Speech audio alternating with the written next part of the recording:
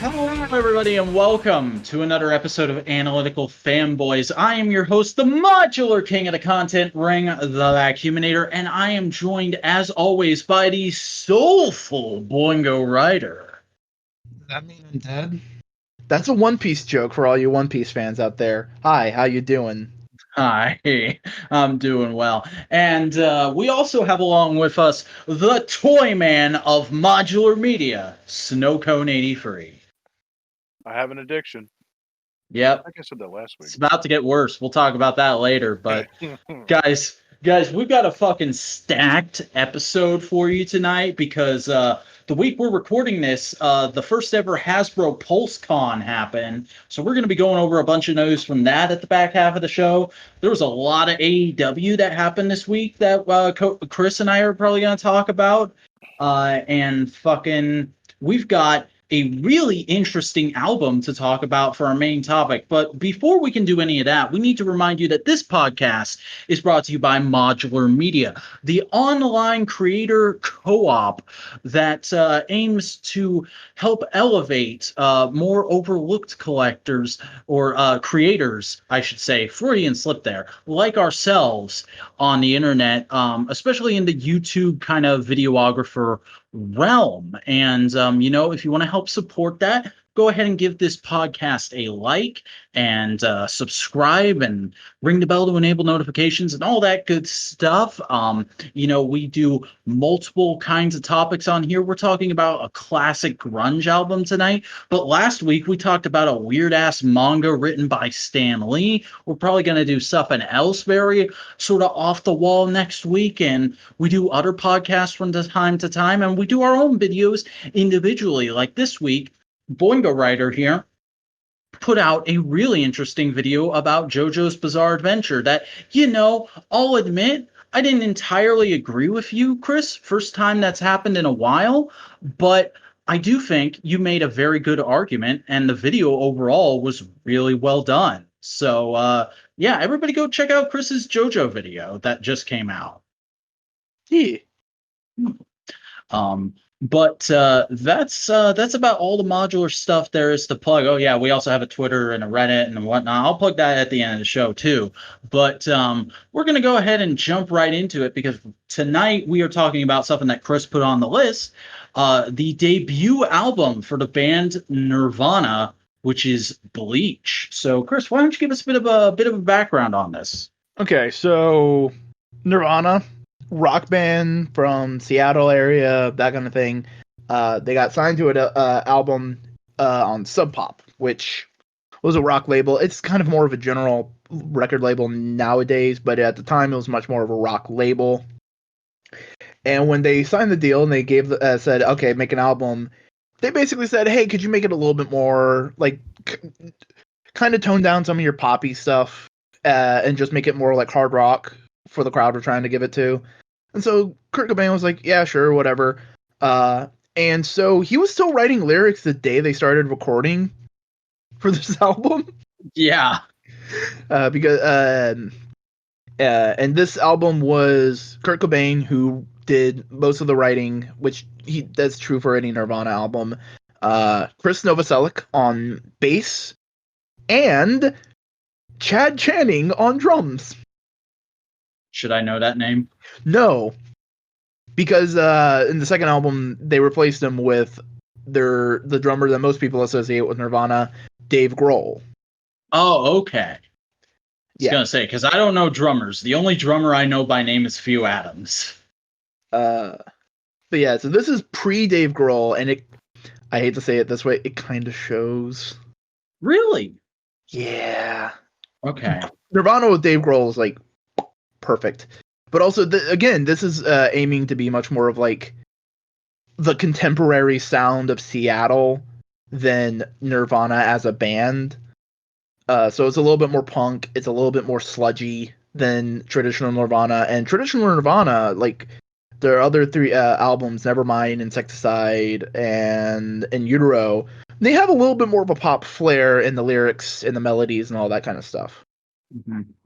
And I guess I just haven't been exposed to enough Nirvana before this, because to me this just kind of sounded like okay, yeah, this is the general kind of feel I associate Nirvana with, but a little more so, and I'm kind of actually immersing myself into it aside instead of casually associating with it like I normally do when I listen to Smells Like Teen Spirit, which is the only Nirvana song I had had. No, that's not true. I have heard Come As You Are, but I only really knew Come As You Are and Smells Like Teen Spirit before jumping into this. And you probably Um, heard like clips of other like Heart Shaped Box, Polly, Rate Me. It's entirely possible, but I couldn't say I did. Cody, what was your kind of experience with listening to this album? Well, like I said last week, my plan for listening to it was putting it on and letting it roll through a couple times on the car stereo. Mm-hmm. And I mean, I'm a fan of Nirvana. Um, I'm not going to start the argument because it's not really something I ever truly believe. It's just something I like to argue with Chris um, about. The whole um, Pearl Jam versus Nirvana shtick, but Oh, jeez. I mean, I love them both. Pearl Jam's one of my all-time favorites, but that has nothing to do with today. Like I've always loved Nirvana. I think most people do who like music. Um, but I don't know. Like this is kind of like my first time like reviewing a fucking album. I mean, Mm. I guess we're like partially reviewing it and just like discussing it, but like, so I was like just thinking about like that because like I did to this what I started doing to albums in general maybe like 2 years ago, where I used to just listen to music, but ever since I started paying for like Spotify and shit like that, or downloading discographies, I learned about taking an album and experiencing it as an album. Um, so I don't know, like for this, I don't know. There's like some things I might want to say, like Well, you're going to get a chance to say whatever I mean, you I need to know, I because we're know. going to go. I don't know if you've actually listened to any of our previous album reviews before you came on the show, Cody, but we'll be going through track by track and trying to say everything we have to say about each individual song as we go. Okay. Mhm. So this is just kind of preamble, like our general thoughts going into it. Yeah. I mean, like I can hear Nirvana in this. Nirvana that I know that we all love, but it is definitely like rougher. It is very much the first draft. And see, like, I'm not a big grunge guy at all, so like I haven't experienced a lot of grunge. Nirvana's like the only grunge I know, and I kind of associate Nirvana with that rougher grunge sound. And like you're telling me this is rougher, and I'm like, but that's just Nirvana to me. Nirvana is rough and weird and hard to listen to at times.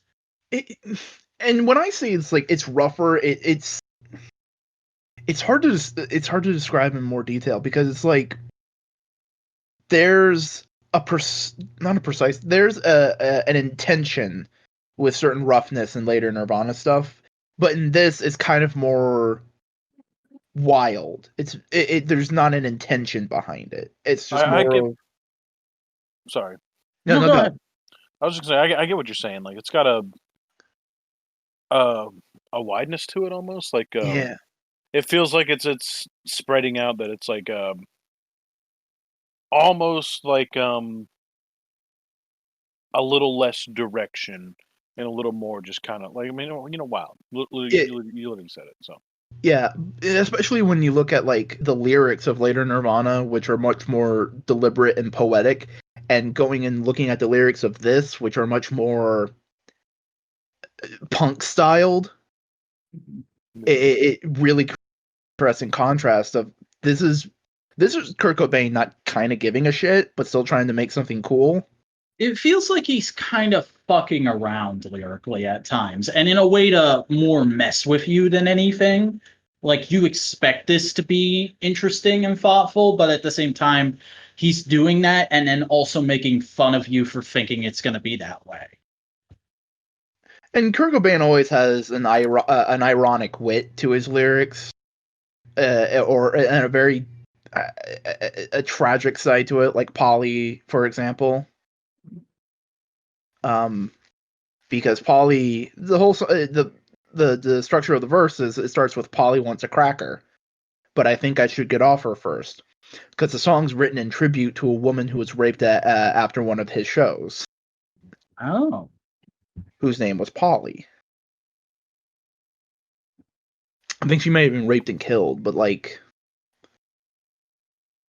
Yeah, but yeah, and they have a lot of things like that, and like their song about like, their anti-fame song is "Rape Me," which they tried to play on an MTV award show, and they said nah, but they when they got on stage, they played like the first couple notes, and then went into Teenage Spirit. I thought they went out a little bit harder than that. Didn't he say it a couple of times? Like he started it off? He might have. But like, yeah, like Nirvana always has that little bit of a thing, and this doesn't have any. I don't want to say doesn't have any, but the ironic wit side of those kind of like songs is lessened. Because it like we can go to the first song, Blue. And I'm just gonna say it, I fucking love this track. I thought this was a great opener. Yeah. Looking at the like very simple lyrics. The verses repeat. And if you wouldn't mind, I would like to blue. And if you wouldn't mind, I would like to lose. If you wouldn't care, I would like to leave. If you wouldn't mind, I would like to breathe. The chorus is simply, is there another reason for your staying? Could you believe who you were? Can you believe who we knew, stress or strain? Here's another word that rhymes with shame. Which is kind of a nice encapsulation of that kind of feel I got from the whole album of it's starting a thought and then it's making fun of you for getting invested in that thought. Like the idea behind these lyrics is kind of him talking about the feeling of leaving school and not really wanting to follow up on your potential that much, just wanting a break from sort of the intenseness that comes with studying and working on realizing your potential as a person. And then the sort of punchline to the joke that sets up is, yeah, you're thinking about that, you're getting invested in that thought and thinking like, oh, I've been there, but fuck you for getting invested in this. I'm just going to say, let's put another word, insert word that rhymes here, is sort of that last line. Yeah. Because it's talking about that shame, but it's like, fuck, I don't care enough. Mm-hmm. And I also just really dig the beat. It's a very consummate kind of grunge rock beat of starting off very soft, but then getting really aggressive and repetitive, but not in like a sort of headache way. It's very, it feels like a tide that you can sort of enjoy being swept up in for a few minutes. Yeah. The bass reminds me of a motorcycle for some reason. You know what? I can totally see that. Yeah. You have any thoughts on the first track of the album, Cody? Sorry, I was I decided to like pull this shit up while we're talking about it because like we are looking at the Genius lyrics, by the way, Cody. I can link you to those in the chat. Okay. All right, that'll help too. Because like I guess I really didn't know how we were gonna do this. Yeah, I could have done a better job of explaining it to you. Sorry, bud.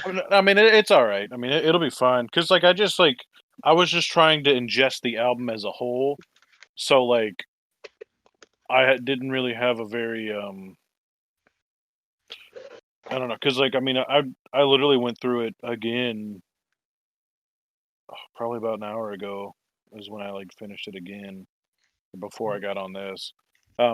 So I'm just going to, like, play a little bit of each of these as we start talking about them in my right ear with a wireless headphones, so I could like try, because like I like had 3 songs that I picked out to like I'm like, all right, well I'll have opinions on these more so, but I don't know. I mean, because like one thing I will say is like as it started out, like the first couple of songs I do like, and then there was like one at the latter half that I didn't enjoy that much, and then like a few at the relative end that I didn't enjoy that much.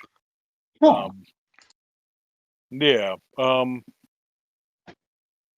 don't know. For this one specifically, it the bass line, like Chris was saying, it is like really nice. Um I don't know, cause like sorry, I'm trying not to blank out too bad. Like the bass is kind of what stood out in like most of the songs for me because like that's what I have turned up the most in my car, and I had it like all the way maxed. Probably maybe not the best way to have listened to this in the first, but I don't know. I mean, No Selleck's not a bad bass player. Yeah. I mean, he's not like the dude from fucking Rush, but like he's a solid punk rock style bass player. The vibe I got from that, which I doubt it. I wouldn't know if that would line up like that. Zach Wild. Like not a lot of the other songs, but like this one, and maybe that's why I like it more. It feels like a very Zach Wild slash what's his fucking band name? I mean, it does kind of have like a metal, but like slowed down a little bit feel. Yeah. And Like I think that's part of why I find it so palatable, because I don't like the speed of metal, but I do like that kind of grade of rock that it has to it. Like I can like, for lack of a better way of describing it, it kind of does have like a Metallica around Enter Sandman period, but slowed down a little bit. Because it's just a simple, easy riff that has a lot of ebb and flow in it. Yeah. And when it gets to the chorus, it just kind of has like, it kicks it up a little bit, but not like later Nirvana stuff where he was copying the Pixies a lot more.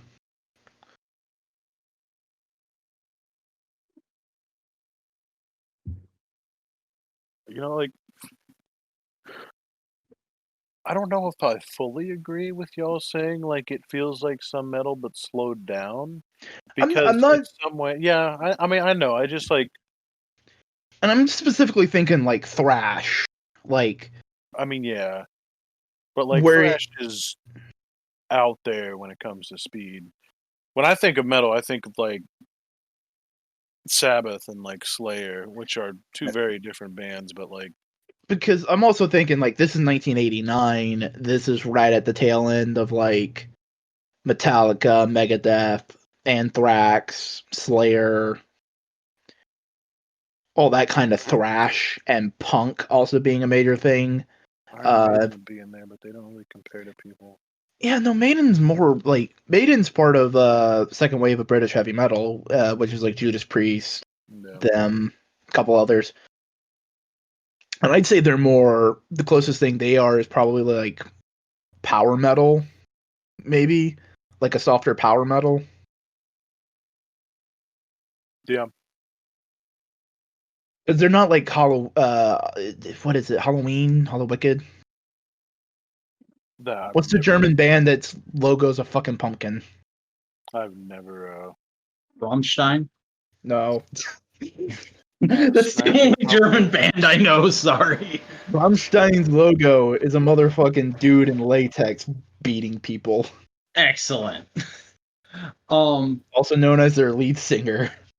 You know, I just realized something else from the Genius page that could probably explain the sort of odd sound of at least this track in particular. Kurt and Chris toned down their guitars before recording this, forgetting that they had already toned down to drop D, which is what they usually play in. So instead, their guitars were in C standard for the recording of this.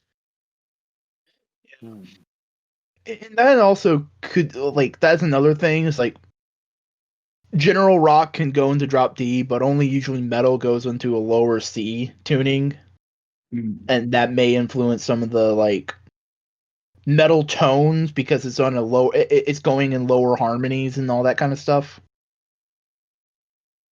It's a good intro track, but also just like thinking about the lyrics some more, because it's about like, hey, not living up to potential and kind of not caring, but also like, whatever. The lyrics also don't live up to their potential too. So it's like the song doesn't even live like whatever. The whole song is just kind of lulling you into this sense of, fuck it. We're here to play music, which I think is a nice way to intro the band. I mean, that fits Gen X a lot too. It's that kind of general fuck it, I don't care. Yeah. Mentality. Where we kind of have more of the mentality of, fuck it, let's fucking shitpost. Yeah. Or, fuck it, let's tear it all down. Yeah. But no, it's a good track, but I don't think we have too much else to say about it. So you guys want to move on to Floyd the Barber? Yeah. All right. Well, this is a fucking track and a half, isn't it? You didn't know Nirvana could make a horror song.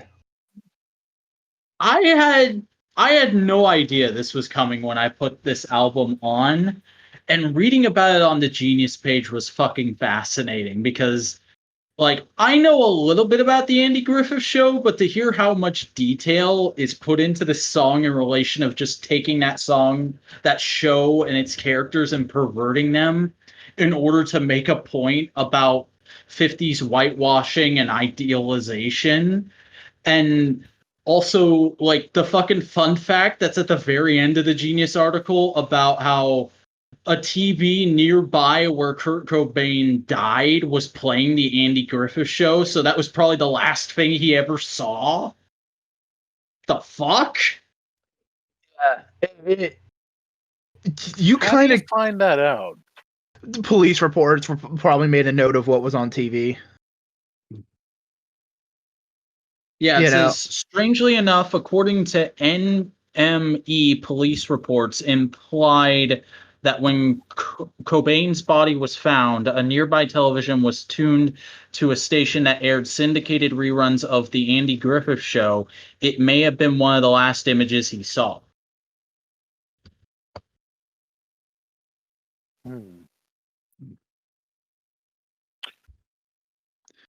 But yeah, I don't know how to feel about that one. Yeah. It's like that kind of weird poetic energy you get from a tragedy in a movie. Mm-hmm. But this one has a lot more poetic energy from Kurt Cobain in it.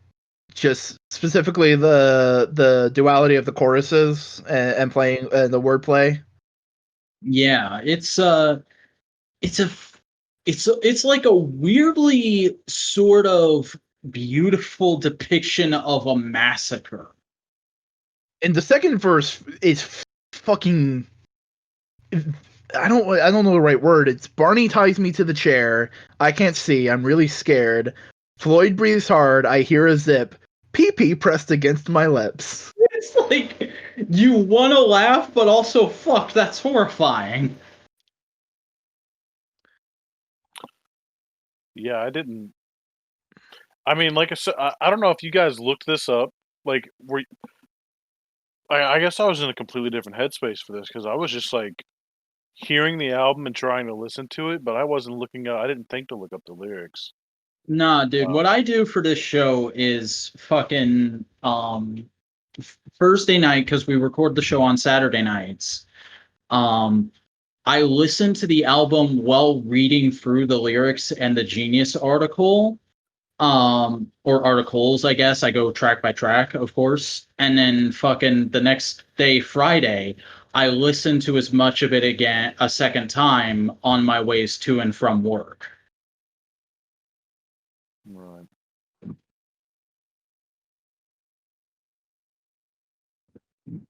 But like, your way of listening to it is still valid. It's probably the way most people listen to this album who aren't like trying to wring every bit of information out of it as they can, like I am, because I'm a psychopath that way. Yeah. But also, I like looking at the verses because it gives us interesting topics to talk about and things to think about. Because the last verse, I sense others in the room. Opie, Aunt B, I presume. They take turns and cut me up. I die smothered in Aunt B's muff. Jesus. The character in this song dies by being suffocated by a vagina. Mm-hmm.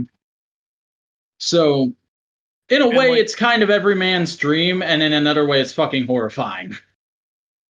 Well, like, it's also, there's the added, it's definitely added gross factor. Like, it's, I would have never made the connection to the Andy Griffith Show, but like, it's definitely the kid.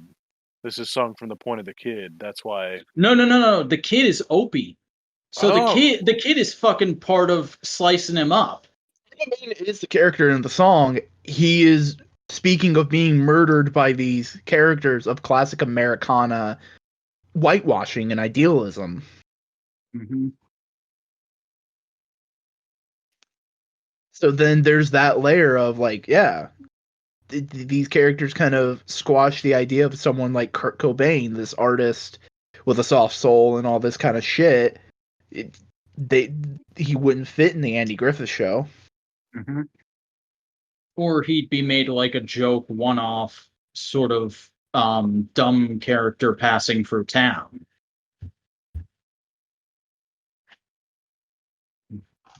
I also just really like the rhyming scheme of having the chorus start off as I was shaved, I was shaved, I was shaved, and then it immediately switches to I was shamed, I was shamed, I was shamed. Like that's really melodic in a way, and it's kind of, again, it's another like easy torrent of music to fall into for a second. Yeah, Kurt Cobain does that a lot. Like, "Smells Like Teen Spirit," he does that in the post-chorus, like the end of the chorus. Mm-hmm. My libido, that kind of I'm a mulatto, a mosquito, that whole thing. Yeah.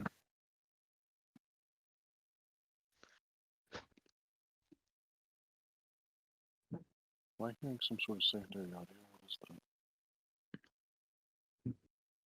Do we have anything else to say, or do we want to move on again? I think we're good to move on.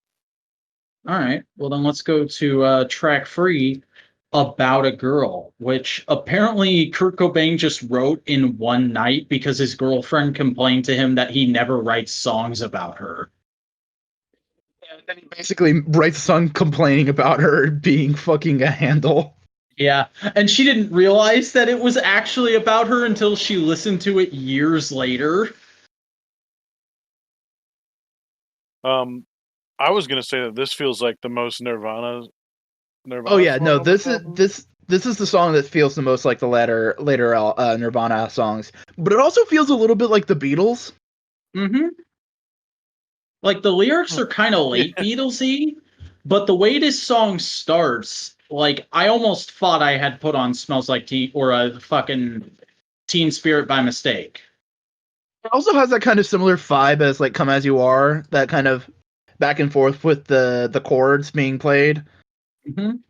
That walking up and down, but also the chorus that it just sounds like the Beatles. That melody line. I do. Yeah, no, this is a really good song, and I think it's the one song from this album you hear the most often because it sounds like the most like the rest of Nirvana. So it's easier to like go like, yeah, no, this one. Mhm. It's also just like a great little song to have on in the background of like I could imagine this being in a montage in a romantic comedy or something. Maybe a little more edgy of a romantic comedy, but still. Did you make the Beatles um, comparison because of this article? What article? In Genius, it says Kurt Cobain wrote this after spending the previous night listening to the Beatles' first U.S. album, Meet the Beatles, over and over. And no, I hadn't clicked the read more, but yeah, it sounds like a '90s version of a Beatles song. Just that line, but I can't see you every night free. Just sounds like a Beatles line. Yeah. Cool. Neat. Can't wait to hear more stuff from Nirvana. Sorry. It's gonna go somewhere. It's funny and it's sad. Aren't all things?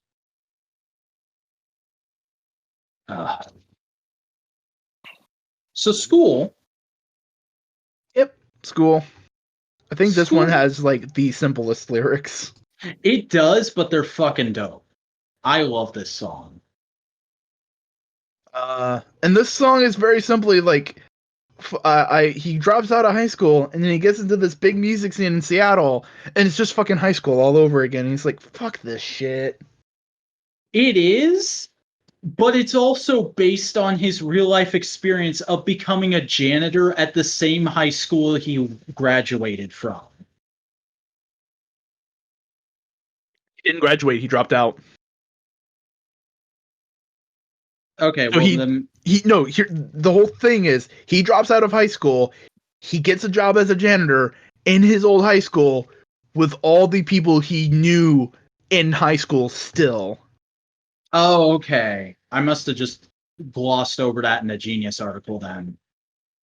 But fucking, it's that, and then it's also like there's a bit in this article about how apparently he used to play it all the time at shows, and then he slowly stopped doing it because a lot of his fans came off to him as the same kind of people who would beat him up in high school, and he's like, I don't want you fuckers to relate to this. I mean, he's wrote specifically songs about that idea. It's like that's what I can't remember what's the song. She's the one, he's the one who likes all our pretty songs. That one. That Nirvana. Hold on, let me look up the lyrics.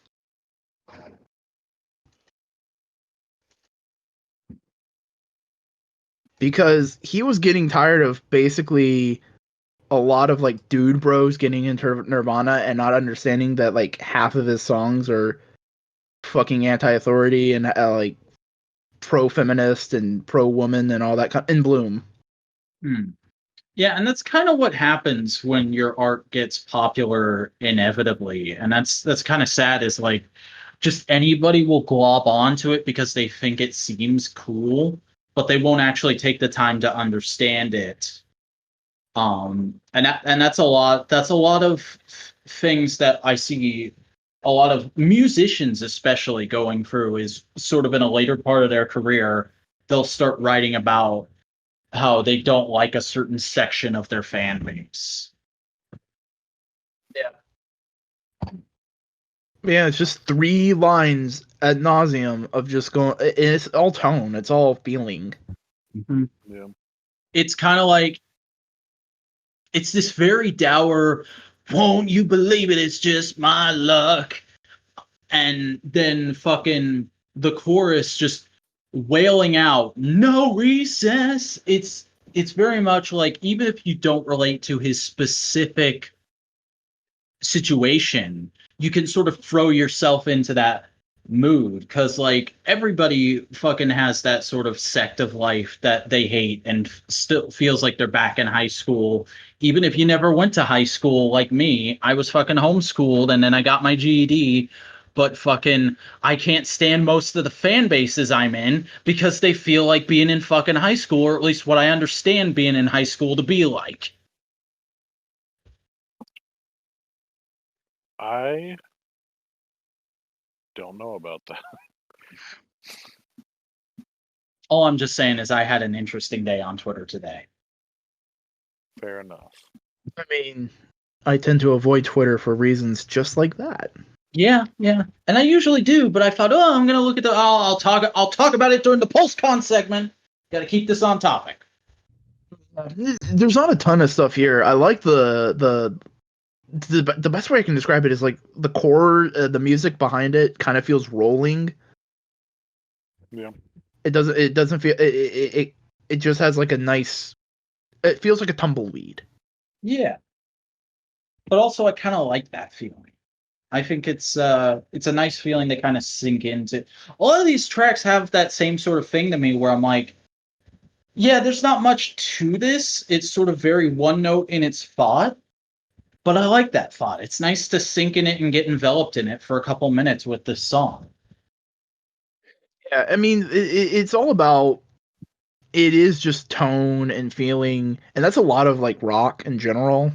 Mm-hmm. It's less about lyrical fidelity and anything like that. It's more about like, this is the feeling we want you to feel. Enter Sandman's about being afraid of going to sleep.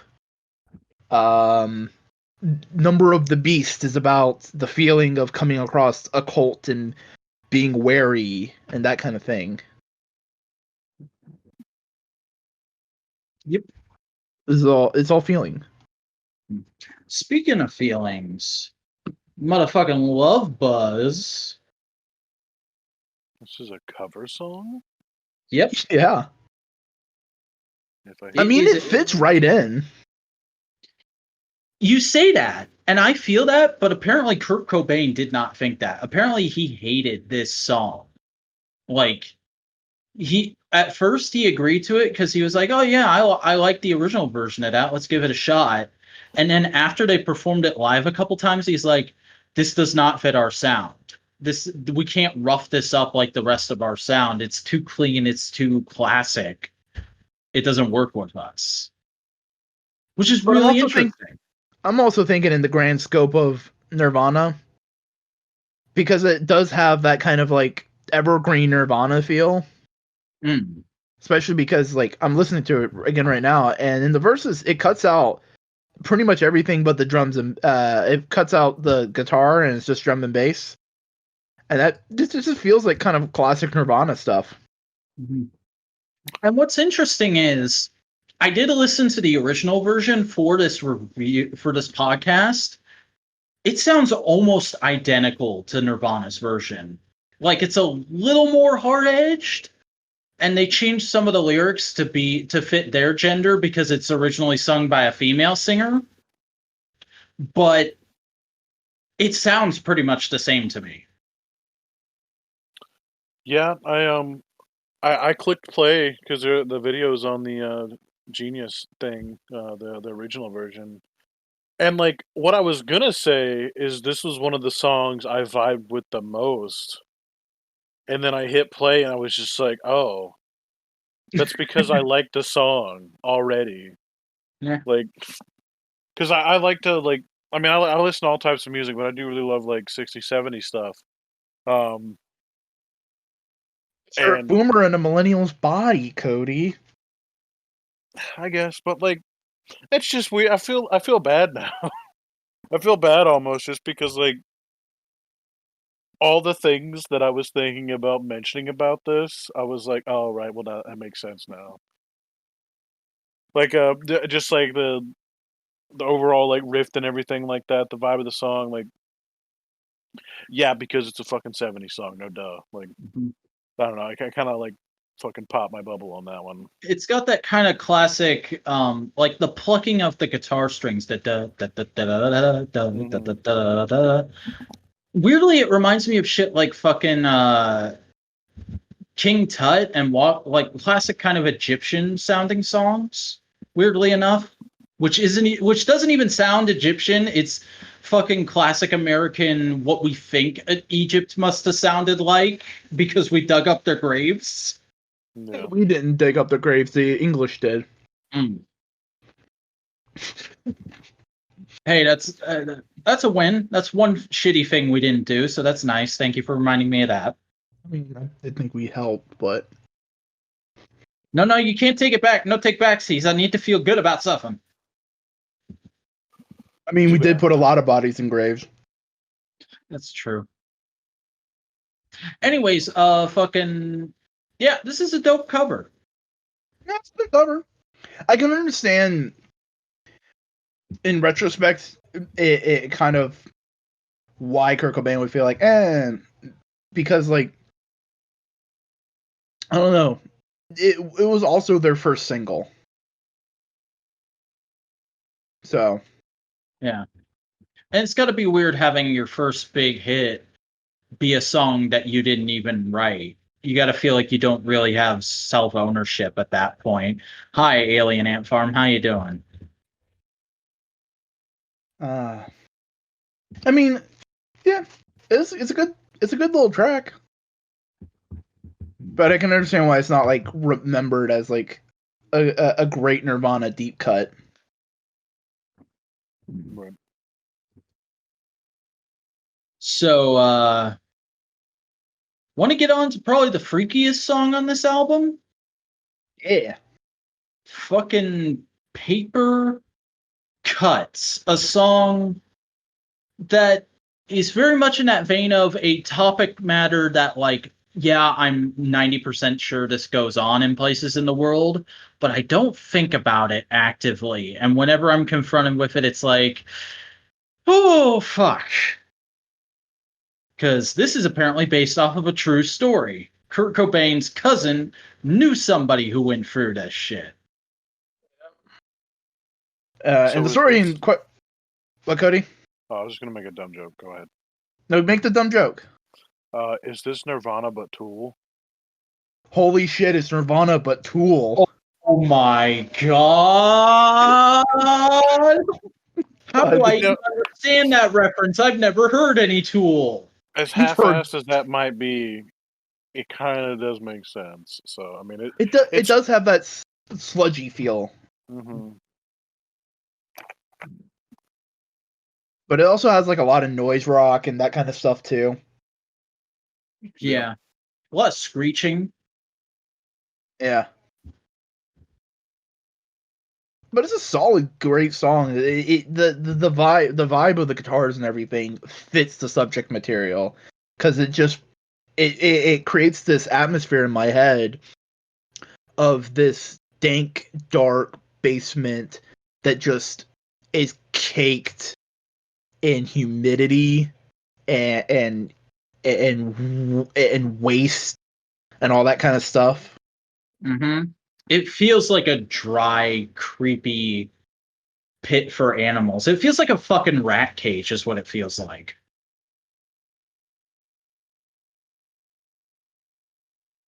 Also, they say the name of the band.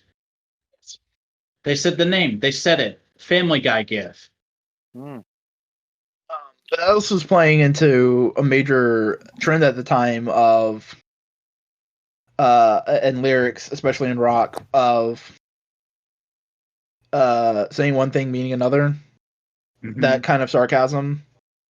Because he's singing about this very dark, hellish place, and then he's going Nirvana. Like, Nirvana being the Buddhist ideal of heaven, that kind of thing. Enlightenment, oneness.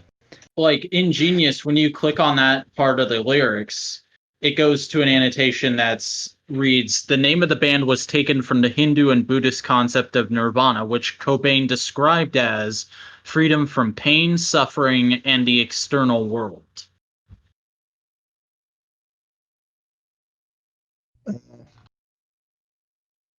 So it's like, oh. It's a great song, though. It's probably one of the higher ups on the album for me. That's pretty good. But I also am one who likes weird, noisy rock. Yeah, you're a big fan of math rock, aren't you? Yeah, Matt. This isn't exactly this is a lot more noise. And like the closest comparison I can think of is Code Orange. Yeah. See, it's Especially like not. Go ahead. especially their Code Orange's new album, they have a lot of like feedback noise, which this uses a lot of feedback noise. And I'm not usually super into that kind of stuff. I enjoyed it on this track. However, I don't think this is something I would put in like my regular music rotation. This is something I'd have to kind of want to be in the mood for. I couldn't have this randomly come on in the car.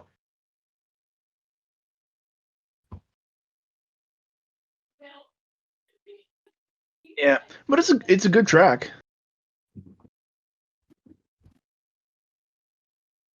Yeah.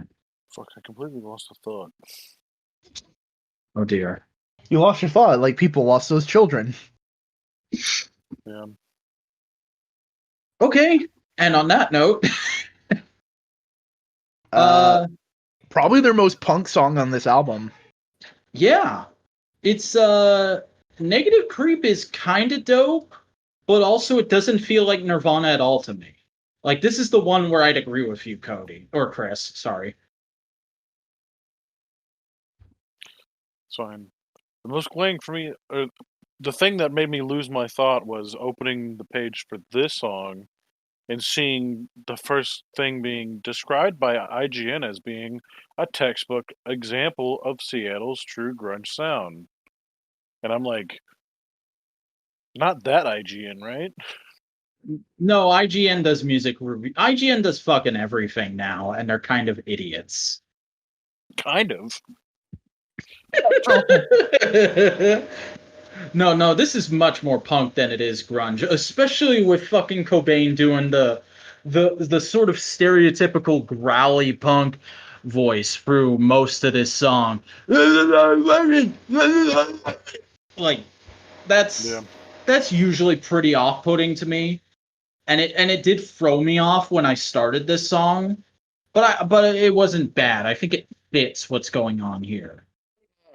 I could also see this as like Cody. It's like a 1.0 of Breed. Breed? What do you mean? The Nirvana song Breed. It doesn't Ring a bell. does not ring a bell. It's my favorite Nirvana song. Oh dear. No, it's not that noisy. Who are you? Hi, I'm Chris Boingerwriter Gaston. It's probably. Let me just look it up. Let me look it up somewhere. Hang on. Hold on. There it is. No. I like how you just had it ready on the draw.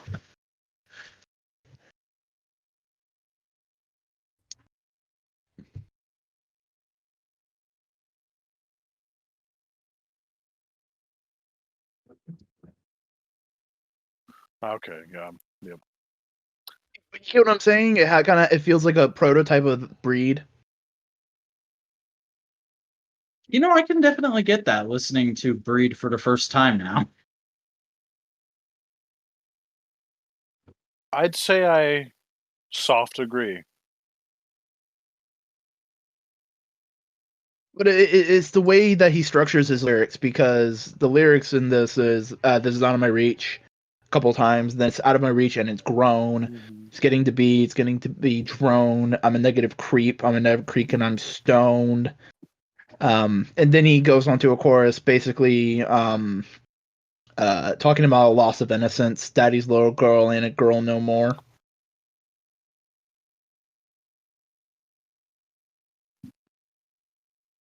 Man, there's even more shit about IGN in this. Why?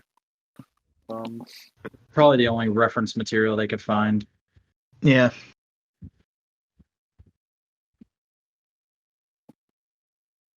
Yeah, this is also like one of their faster songs. They don't do a ton of fast songs. You know.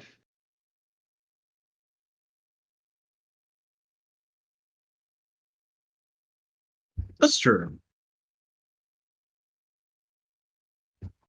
Sorry, I apologize. I'm like, in like verse 2, I guess I was trying to decide if this was. I guess it doesn't matter. Is it? Am I misunderstanding, or just are not having understood something, or like would me saying like this is out of a range and it's crude, like them saying that, would that not be like just also him making a little cheeky statement, or like But it'd also be like the general vibe of the song is like I'm a piece of shit. you know? I So think maybe this I this action is out of my reach. I can't do it, and me trying to do it is kind of like a bastardization of it. I mean, I didn't really do too much thinking about this when I listened to it the first couple times, but now, if I were to assign a meaning to this, it almost comes off to me as kind of like a drug fueled rant about how shitty his writing on the album has been so far. Like it feels like he's mad at himself and he doesn't feel this piece of art is turning out as well as it could. Yeah, I can definitely see that. A dumb interpretation I just immediately thought of because the chorus is "Daddy's little girl ain't girl no more." Specifically, that wording just made me think like, oh, what if the character in the song is feeling guilt of like basically taking the virginity of a girl somehow? That's entirely possible. But then I'm thinking also about like Kurt Cobain's general feminist beliefs, and I go like, that probably doesn't quite fit. But I'm a negative creep, and then going "Daddy's little girl and girl no more" is just repeating, and then going back to "I'm a negative creep." Yeah. Yeah, nice. That's the second unison, yeah, for the podcast tonight. No, that makes sense. I could see that. Hope it's not that. He also says this is out of our range. This is out of our range. This is out of our range, and it's crude. Maybe he got a girl pregnant, and they're trying to figure out, like, I'm a piece of shit. I shouldn't be taking care of a kid. That's possible too. Yeah, and if you look down at the bridge when they say "yeah, drone stoned," this could actually be a somebody already left, so I don't have to finish. It's a statement about the about Desert Storm. God damn it, Cody. Just leave it at that, you fucker. All right. Oh god. Which one is fucking Scoff? Oh fuck. Yeah, let's move on to Scoff because I love Scoff. Scoff. Click. Eighth track. It is just this crazy fast, angry song that's about how empowering substances are to people. And it feels really fascinating to me because this album was written and recorded in '89, and it feels like sort of a backlash to the whole '80s very special episode about don't take drugs, don't be a drunk, without even understanding why people are doing that or trying to explain why people get to be that way and completely missing the point, not having any empathy towards it. And it's like, no, here is a song literally from that perspective, from a guy who has drug issues and alcoholism issues and grew up in a house with alcoholics. Like literally just the pre-chorus where he's just going, give me back my alcohol, give me back my alcohol, and then the actual chorus is heal a million, kill a million. Ooh, that's yes. I also just love how unhinged he is when he's singing "Give Me Back My Alcohol." Mm-hmm. He sounds like your literal drunk dad who you took the alcohol away from to try and fucking stop him from going crazy. The first thing I'll say is this is the song I was talking about where, like, near the latter half, it was the first one where I wasn't really vibing with it. Really? Yeah. Just because, like,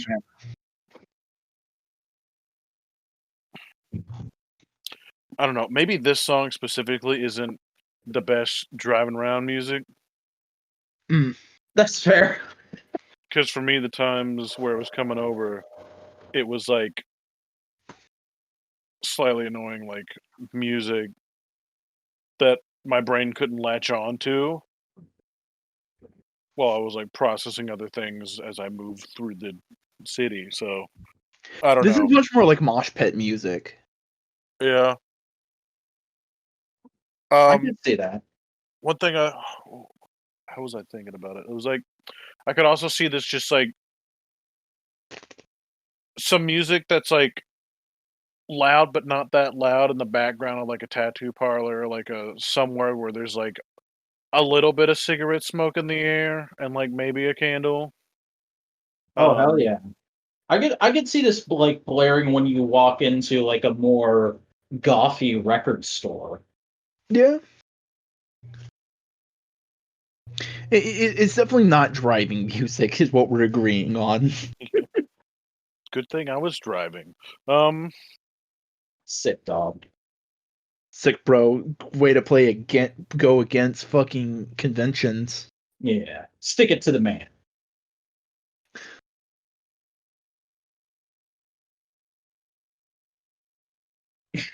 What else is there? I don't know.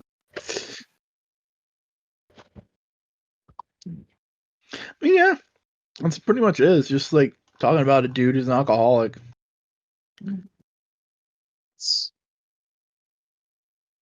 It's classic, right? What you know. Which is what Swap Meet is probably also going for because it's one of the more storytellery, if that's even a proper term. It's one of the more story-like songs on this album, and it's very clearly him trying to paint a picture of like a backstory that he put on to two people that he saw at some point in his life, presumably at a swap meet.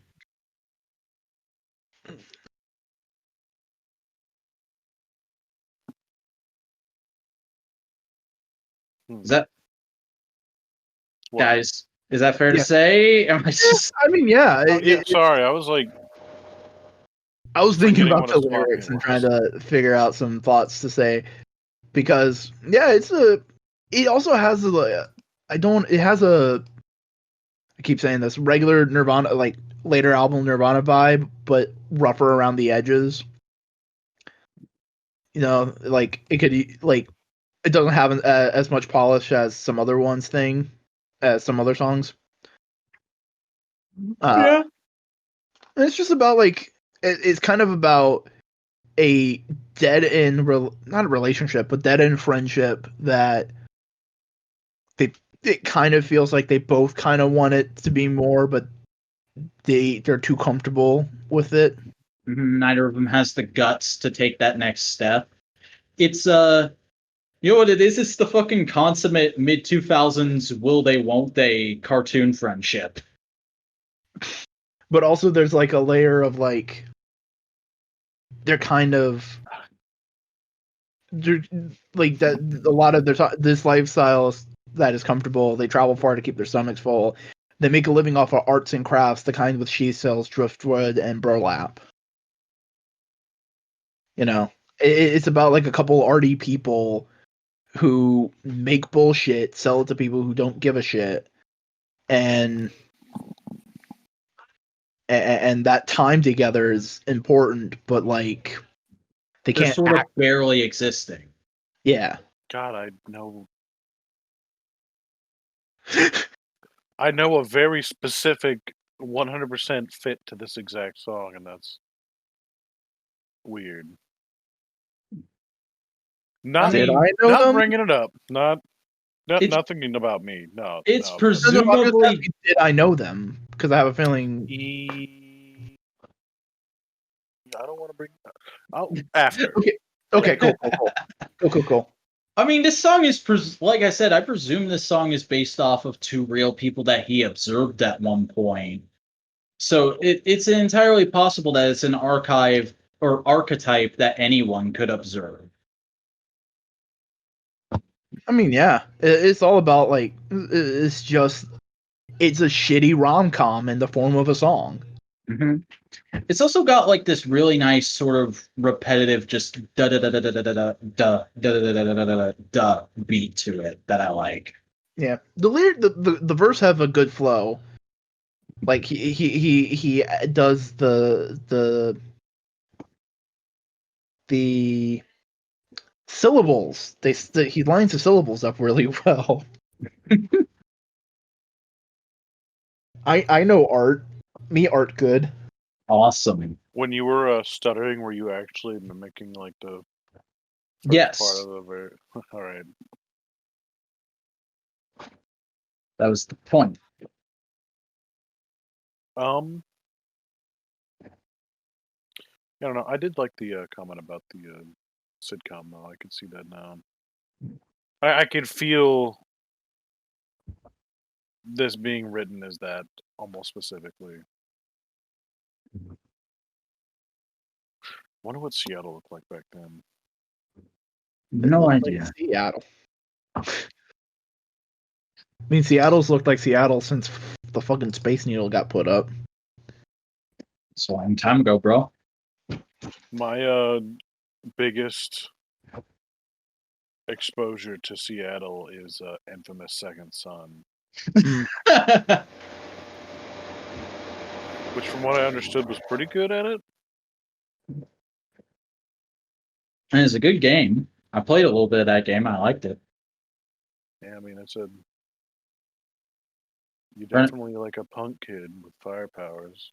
Reminded me of Prototype. You ever play Prototype? You get that comparison? Yeah, I love me some Prototype. You love early John Cena? What? Huh? John Cena's first character was a character called Prototype. Don't you wrestling at me, all right?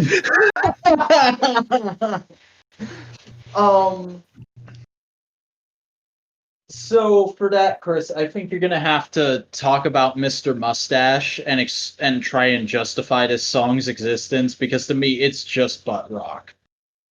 Really? Let me go back over the song real quick, a little bit. It's loading for me. Give me a second.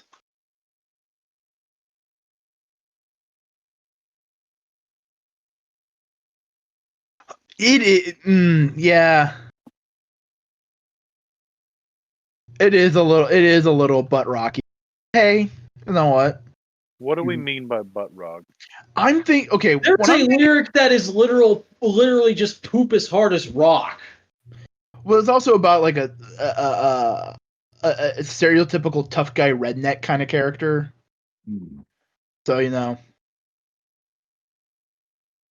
that kind of thing.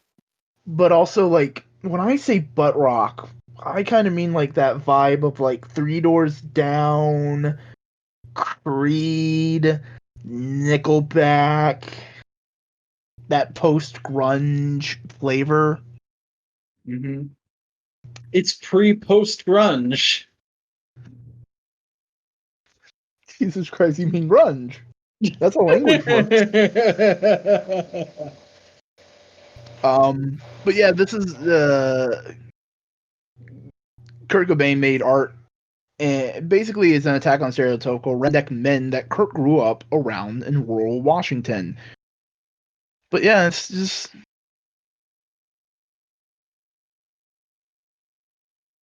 It is what it is. yeah.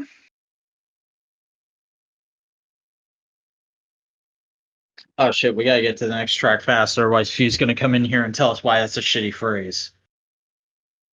I'm liking the song more a little bit now.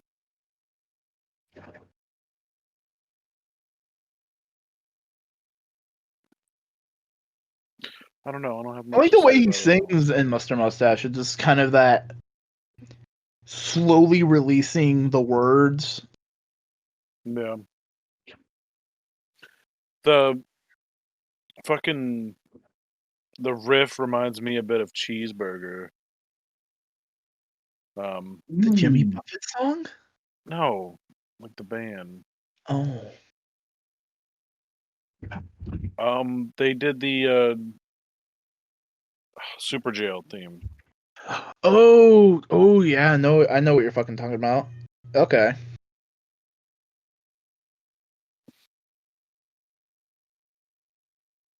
I get what you're, yeah.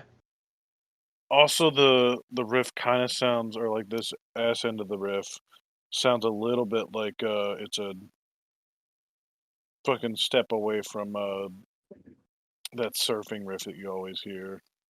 I'm pretty sure that's a public domain song. Oh, probably. It might be. So are we on to the next? Yeah, let's go for it.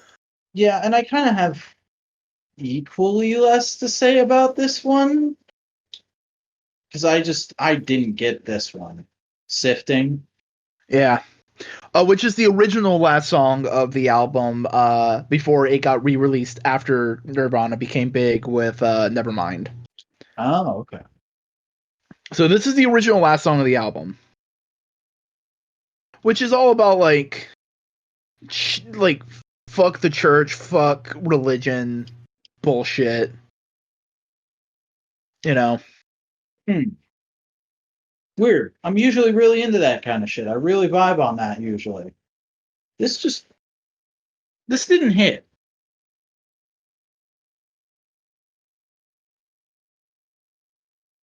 Shame. But like the line cross self loss wouldn't it be fun? It's like losing your individuality to the church and religion and that kind of thing.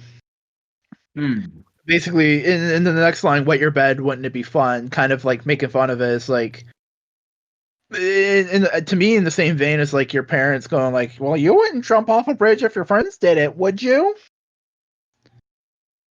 You know? Well, that fucking depends on a lot, doesn't it, Mom? But yeah, it's kind of basically saying like, fuck religion because I can't be an individual in it. You know? Don't have nothing for you. It like that's the thing. It like religion and faith doesn't have nothing for you, but like you have to give it so much. That kind of vibe. I think because it is very a deliberate song, it doesn't flow as easily. That's probably true. Do you have any thoughts, Codes? Not really. That's okay. Yeah, I mean, like I said, like this was the part of the album where like I felt like I was falling off, where it was falling off for me. I can literally understand that, and it is the last song of the original album. But I'm pretty sure you guys listened to Big Cheese and Downer. I did. Yeah. And I actually like Big Cheese a bit. It's a pretty good kind of like just fuck having a boss song. But it's also specifically fuck the record executive that thought Nirvana wouldn't be shit. Because you click Big Cheese, make me, mine says go to the office, Big Cheese, make me, mine says one that stays. That apparently is applied to Bruce Pavitt and Jonathan Poneman, the founders of Sub Pop. Basically, the idea that Nirvana wouldn't be huge. They underestimated potential and that kind of thing. So it's kind of like a hey guys, fuck you, we're good. Huh.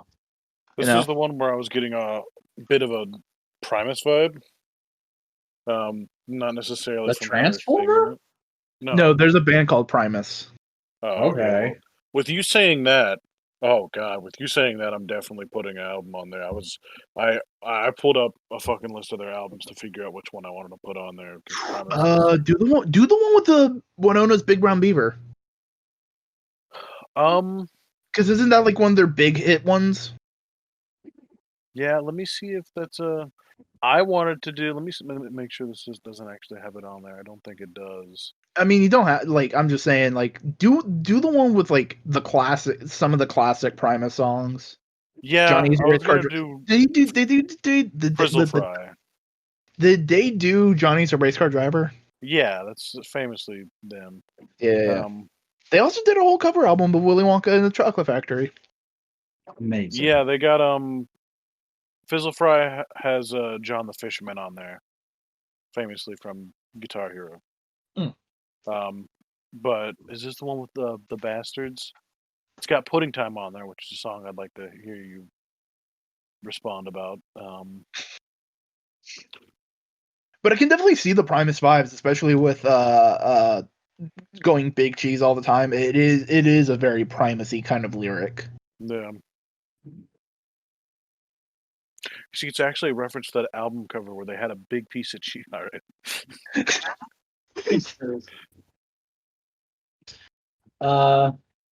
Yeah, it's good. It's just a little one note. Yeah, and especially it doesn't. I don't want. What's the best way to describe it? It does feel a little tacked on because it wasn't the intention of the album. You know, it was added in like later. They're gloating about their later success that comes after this period. Yeah. The last one is Downer. It's okay.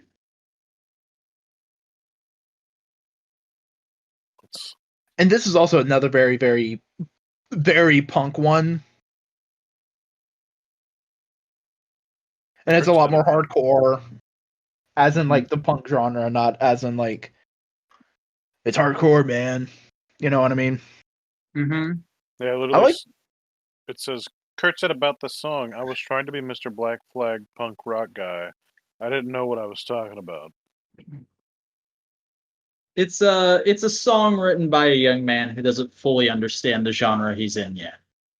Yeah, because that's the thing about grunge is like it kind of it is an offshoot of punk. Yeah. Like Nirvana's a punk band. Yeah, I definitely get that now that I've listened to this album. I mean, they're not a punk band in the same way that like Fishbone's a punk band, or like Oingo Boingo has some punk elements, or like Black Flag, for example, or Blink 182, or Green Day, or Lagwagon. They're not a punk band in that way, but they're definitely in that same branch of the rock tree. You know what I mean? Yeah. Also, I really like that he brings back the motif of making fun of his own lyricism here and making fun of people getting invested in it. Because the chorus is, somebody says that they're not much like I am. I know I can make enough up the words as you go along. I sing a song. Yeah, it's kind of like a micro version of that one song by Blues Traveler. Mm-hmm. Or it almost feels like he's sort of acknowledging the sentiment that presumably after this was the Weird Al song. It would have been much later, like way after, like because Nevermind came out in 1992, I think. Okay. I think. Hold on, let me check. Because I know that Weird Al album was like early mid 2000s. It came out. It definitely came out after episode 1 because that's the album A Saga Begins is on. 1991 is when Nevermind came out, and now you got me fucking trying to fucking motherfucker. Fuck you. Sorry. I found the album I wanted to put on there, so I'm doing it. Excellent.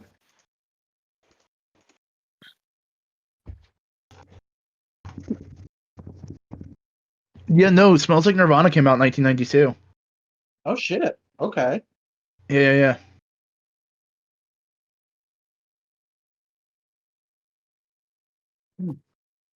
Well, that's interesting. And I think this has been a pretty interesting album, if not a whole ton to wring out of it, like there usually is with our album episodes. I mean, there's a lot of meaning behind some of the lyrics, but it's laid to bear. A lot of it is.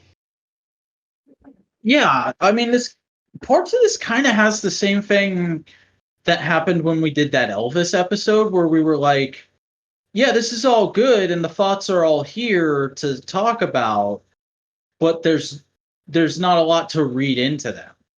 Like, we can't go into the political structure of Nirvana because that's much more of their later albums, like we could have done with Rage Against the Machine. And I couldn't talk about like the lack of popularity like we did with Fishbone. You know what I mean? Yeah. Like, it's Nirvana. It's like trying to fucking do a review of a Beatles record. Nirvana kind of is what it is. Either you get it, you're in on it, or you just haven't looked at it yet. So thanks for making me look at it, Chris. I appreciated it. It's also the Nirvana record that gets like the least amount of love, because people love Nevermind, people love In Utero, people love Insecticide, but Bleach always kind of gets like, oh yeah, and then there's Bleach. Bleach was then finding their footing, wasn't it? Please don't ever do that voice again.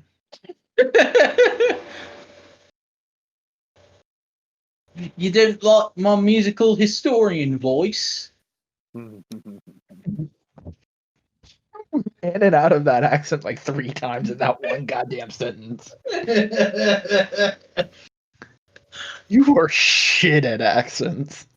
I am, but I feel like that's kind of the point with this accent, you know, is like you're trying to do a fucking Liverpool accent, but I then you're think going I'm to just- Glaswegian. Gotcha! I'm trying to sound like somebody who's trying to sound like they're smarter than they are, aren't I? So I'm kind of going in and out of shit. That's my justification, motherfucker. Where the fuck is Pac from? What? Where is Pac from? Who's Pac? Pac. Son? Pac? Pac. Oh, fucking the wrestler. He's from Liverpool. I know that. I wasn't even trying to sound like Pac. I was just trying to sound like the snooty fuckers that fucking Todd in the Shadows occasionally shows clips of. The only thing I can think of is the guys from Oasis. God damn it. The Gallaghers. Oh my god. Any other final thoughts on this album, sirs? I like the album art. Yeah, it's neat. I enjoyed my first soiree into reviewing an album. Fucking dope. I'm glad you had a good time. And, go ahead and get out your phone, look at social media for 20 minutes, because Chris...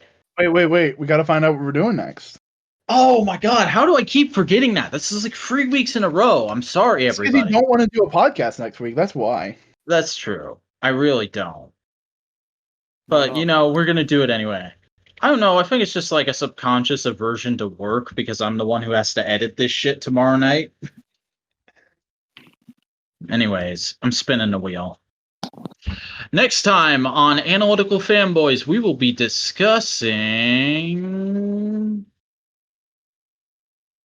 Oh, fuck. All right. Hell yeah. It's one of my suggestions. We are talking about WCW Halloween Havoc 1998. More wrestling. Hey, that's literally topical. Yeah, that's a classic wrestling pay-per-view, and we will be talking about that during the first Friday of October. Or the first Saturday of October, sorry. Pretty coincidental there, guy. I'm as fucking surprised and like jazzed about it lining up with shit as you are. I spun the fucking wheel. Do you need me to fucking show you the screen capture right now? No. But I've been Sure. playing a lot of Among Us recently, and I don't know, man. Pretty sus. Well, I wish I had the money to get that because it looks fun. Bitch, hang on.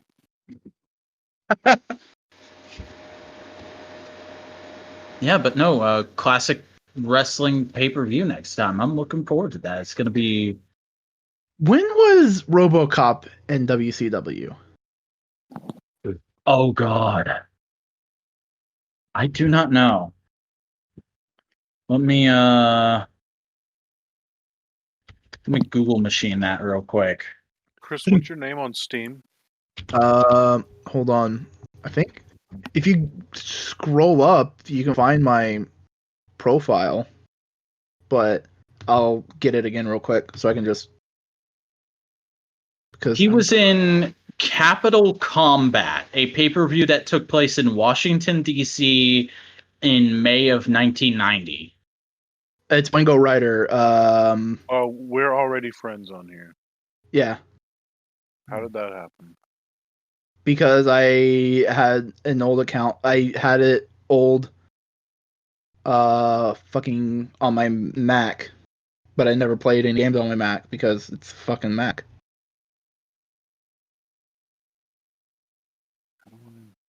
But yeah, it's on my wish list. Nice. So, how do we want to start AEW this week? Because there's a lot of directions we can go.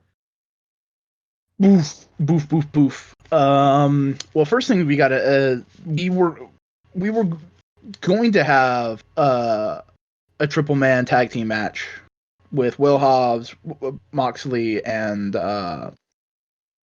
Darby Allin versus Team Taz and Lance Archer. But Lance Archer came into contact with someone who came into contact with COVID, and he was like, "Nope, I ain't fucking putting anybody in danger." And he later confirmed on Twitter that he tested positive, but isn't showing any symptoms. Yep. Which fucking thank you, Lance Archer. You are Get well soon. Yep. You're a gentleman and a scholar and a monster. Great. So they basically had to come up with a new thing. And luckily, they had an angle ready built because one of their wrestlers is really smart on the mic. Eddie Kingston, every time he's been given a promo, basically said, "Hey, by the way, I wasn't eliminated." So they had a perfect angle for just in case. How much you want to fucking bet they did that shit because just in case? Probably. You never know. I mean, Tony Khan's a smart kid. I Tony say Khan's about a a smart- man who's like 3 years older than me. Yeah. Oh. But fucking yeah, it threw me a bit for a loop because I didn't know about it until I started the episode of Dynamite. But it was still a great match, and like, Moxley had to have been excited about it because as soon as Eddie Kingston showed up in AEW, he was like, "Fuck yeah, Eddie Kingston, I love that guy." Meanwhile, half the roster is like, "Who? We've never heard of this man." Yeah, they used to wrestle on Combat Zone. Yeah, CZW. CZ Dubs. But like, oh man, it was just great because there's already some built-in tension, like a really cool angle. Like, that's the thing about AEW I'm really enjoying is even their Plan C's are fucking banger. Yeah. Because when you get like the Plan C on WWE, it's like Roman wants the belt again. Sir, he has the belt. Shit. Well, he doesn't want his cousin to have the belt because of reasons. And I saw what you Yeah. did, Cody. Thank you. Okay, just so you know, I just wanted you to know. Oh, I bought him the fucking $5 game. I have like $50 to my goddamn name. You could have had 45 and still been fine. It's almost the same amount of money, Chris. And I never know when you want to hang out, so I'm always trying to make sure I have money. Just Well, in hey, case. this shit is cool though. I'm glad that happened. Also, fucking, can I just go off on fucking? Because I watched I actually watched some current WWE for the first time in like 2 or 3 months last night. And dude, it was painful. Like, never mind one of their sexual assault allegations. I like literally wanted to throw up while I was watching King Corbin versus Matt Riddle because the promos were like the most obviously scripted garbage I've ever seen in my life. And then the match looked like literally both of them were asleep. And it was 2 segments. 2 fucking segments for King Corbin versus Matt Riddle. Big oof. Big oof. Yeah. And then there's also Retribution happening, and it's like, ooh. By the way, fucking Wrestle Talk, you guys have redeemed yourselves a little bit for putting out that "What's Your Retribution Name" chart. I am fucking what is it again? Stardog. That's my Retribution name. Mine is White Blade. Awesome. But no, I fight werewolf because I'm not regular Blade. we're natural enemies. I am the Stardog. You are the White Blade that can end the Stardog. This is a fucking anime. I mean, the leader of fucking Retribution is fucking Brennan Williams. Mm-hmm. So at least we're giving him shit to do. That's true. But no, back to AEW because AEW is fucking great. Yeah. So I'm trying to think of what exactly happened because they had changed the main event, did all that kind of stuff. Can I talk about the thing, please? Oh, you mean Robbie Rotten? Fuck you! Oh, no, you mean about Emo Spider-Man. I hate those memes so much! Fucking, my favorite professional wrestler, Cody Rhodes, came back, and he's got this new sort of, like, emo teen look to him, and literally all everybody is doing is fucking, lol, Emo Spider-Man, lol, My Chemical Romance, lol, Robbie Rowe, lol, blah, blah, blah, memes, and it's like, oh, you idiots. That's the point. Oh, you gotta look at this from a character perspective. What is going on here is Cody is going to a dark place. He is going to that emo, like, fucking Batman, little kid listening to metal. I Walk a Lonely Road. Like, people ironically put that song to the footage, but it works because that's what's going on in this motherfucker's head. You gotta remember, he got the shit beat out of him after losing his belt, and then he watched his family, his fucking blood relations, get the shit beat out of them in front of him. All the while, his friends are too busy tearing themselves apart emotionally to come help him. From his point of view, he's going down that depressed state, and so he comes back in this like more aggressive version of his gimmick, and he fucked up Alan Angels. It was kind of awesome. And then I went on Reddit. I'm only memeing it because I know it bothers you. I thought the angle was cool. I thought he looked fine. He looked good. Thank you. I'm only doing it because it pisses you off. And I love that he went back to his natural hair color, but because it was such a quick change, because he literally just finished filming the show, he drove to Jacksonville that day.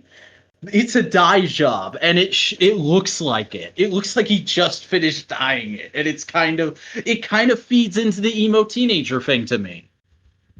Yeah, no, that was fucking great. Who did? Oh yeah, Orange Cassidy versus Brody Lee was fucking great. It was a good lead-in. What? It was a good lead-in. Yeah. Fucking the women's tag match was phenomenal. It's great, hard hitting. I can't wait to see more of it. Also, we're getting Britt Baker next week. Yeah. Well, hey. And Miro got fucked up. Here's the thing. I think he may have just like briefly tweaked his ankle, and it was like, oh shit. Because at the end of the match, he seemed fine. Mhm. And yet we're hearing reports backstage that people are calling his debut a disaster. I didn't understand that. It's just Miro didn't. There was some weird thing in chemistry there. I'm not sure what it is.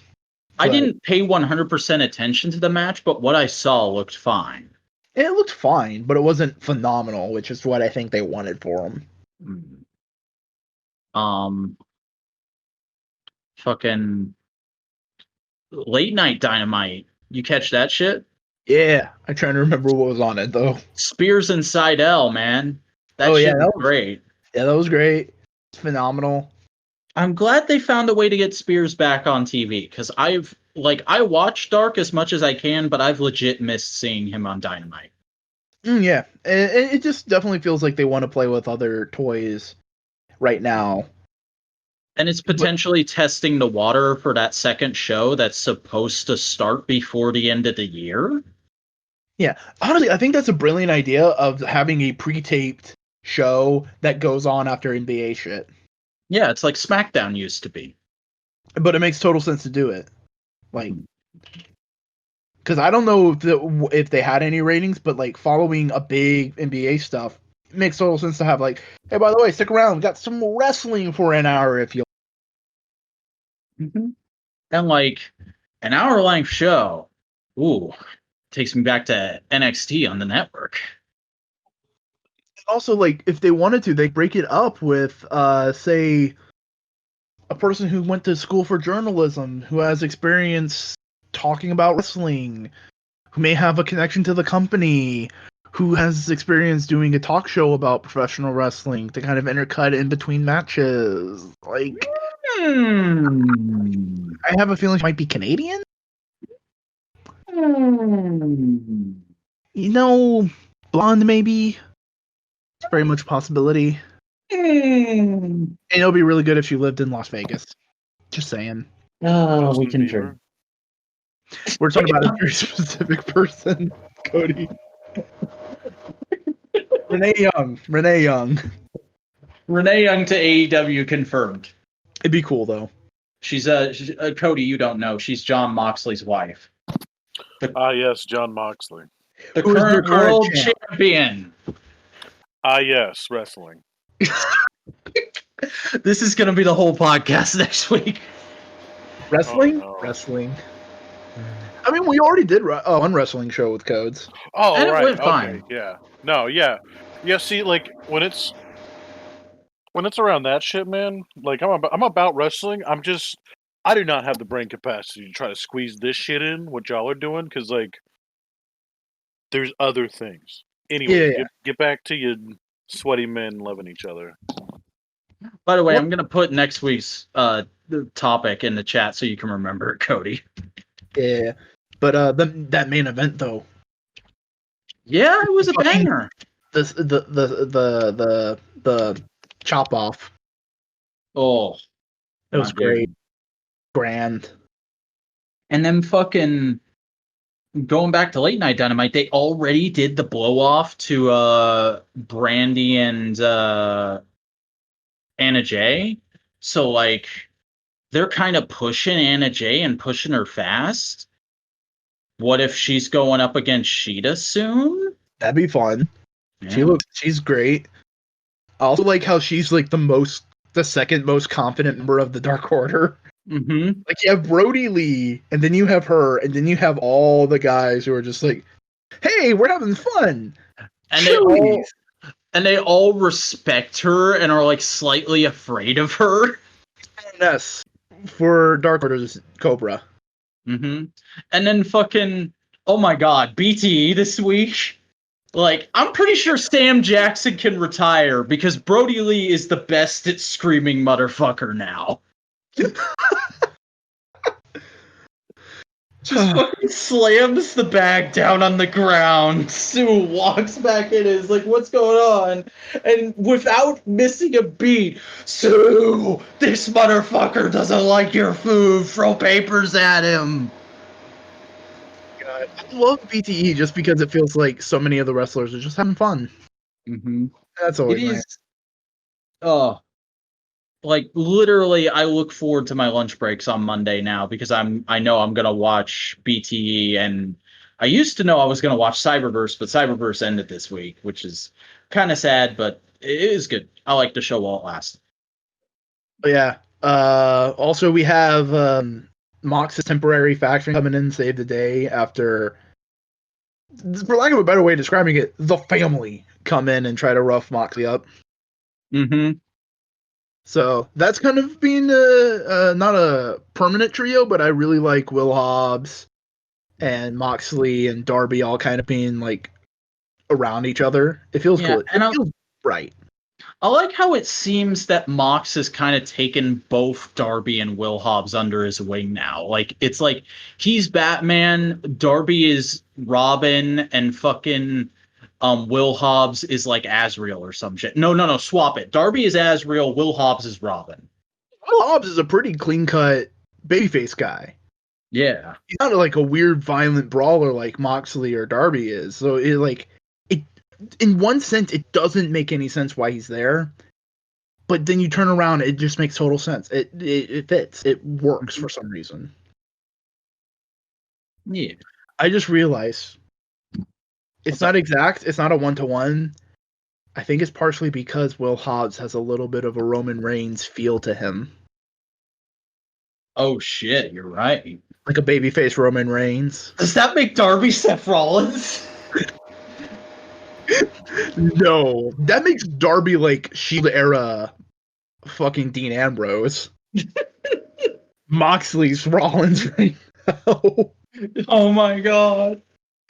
That's so dumb and That's why amazing. Seth hates it so much now. That's why Seth says he's trying to take food off his table, is because John's playing Seth. You know what I'm saying? Like, Will Hobbs kind of has that, like, a big, tough, bad guy who's good to everybody and kind, but also I'm willing to fuck shit up. Mm-hmm. Also, he has a very cheesy but wonderful fucking catchphrase. It's willpower. Yeah. Yeah. It feels like Keith Lee going, I'm limitless. I'm limitlessly. Yeah. But also, I really like when like he's hyping up with Mike Moxley. He's just like, I want to fight, man. Mm-hmm. I want to fight. Let's fight. Like he's just standing there next to Moxley, smiling and holding a chair, and it's like, yeah. AEW is fantastic. I love it. But you know what else is fantastic? Because folks, we're already an hour and a half in, and we're gonna forego. Can I take a break? I need to piss. Okay. I'll be right back. All right. I will actually break the recording here since we're an hour and a half in.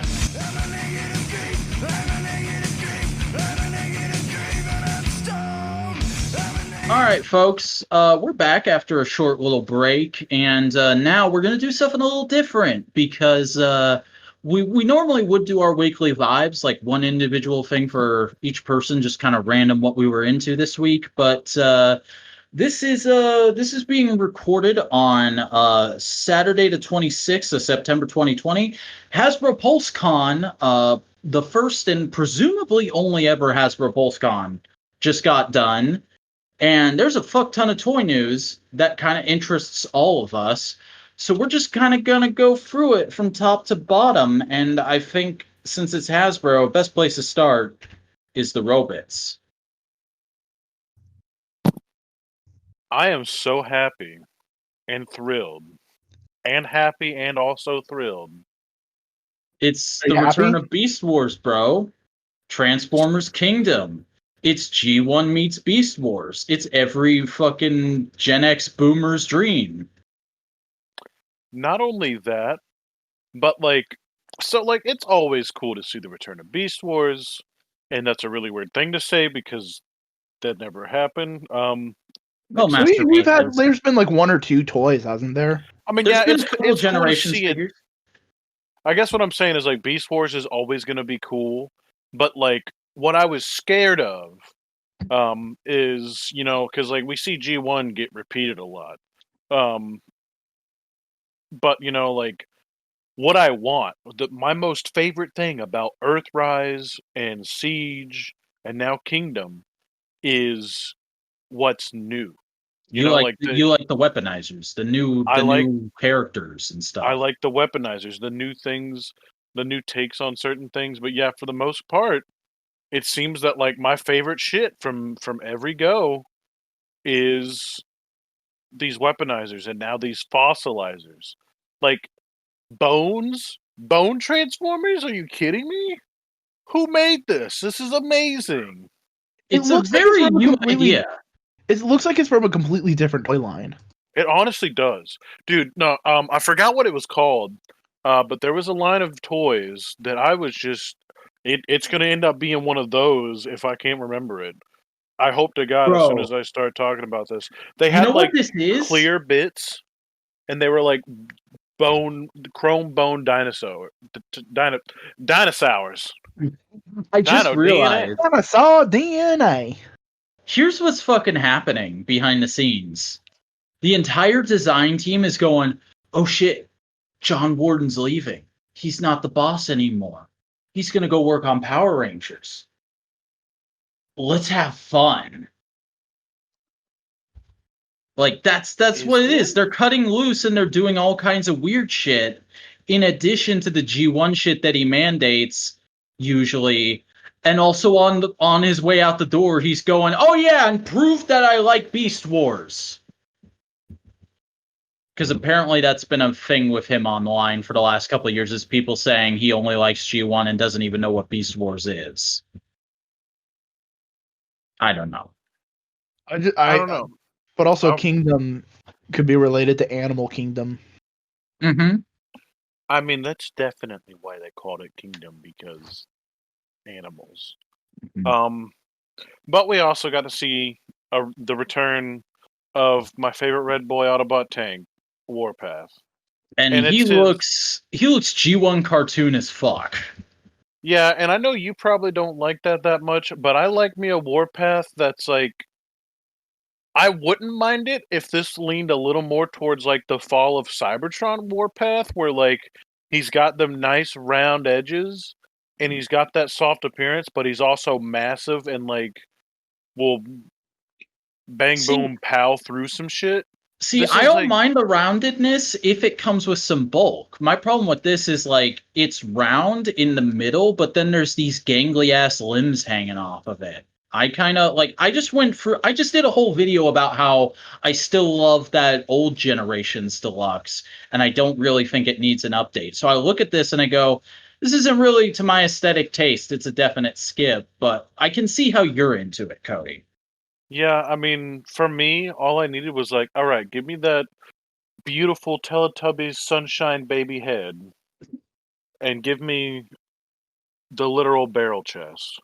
Mm. And the boat shoes, and I got all those.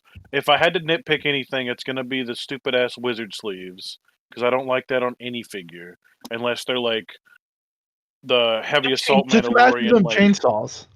No, shut up. They're chainsaws. No. Like, all right. So like, Transformers Armada Megatron, or no, that wasn't Megatron. That was the Scavenger. Scavenger, because he had the claws around the treads, and I remember seeing him grab somebody and like use the treads, and like that was a cool thing. And like I could get there, I just don't think it flows well on the arm of a figure, because it over exaggerates like the bend of a. Well, the reason it worked on Scavenger was his entire arms were the treads. I know. Here with this Warpath, it looks like they're just kind of hanging off. Yeah, which is for the most part what they are doing. But it's fine. I'm seeing that like it's not even that it could transform or anything like that. That's a whole solid piece. Yeah. I mean that's fine, because everything else, like to my eyes. Also, I didn't know he came with a shield, and I very much appreciate that as well. Oh, that's cool.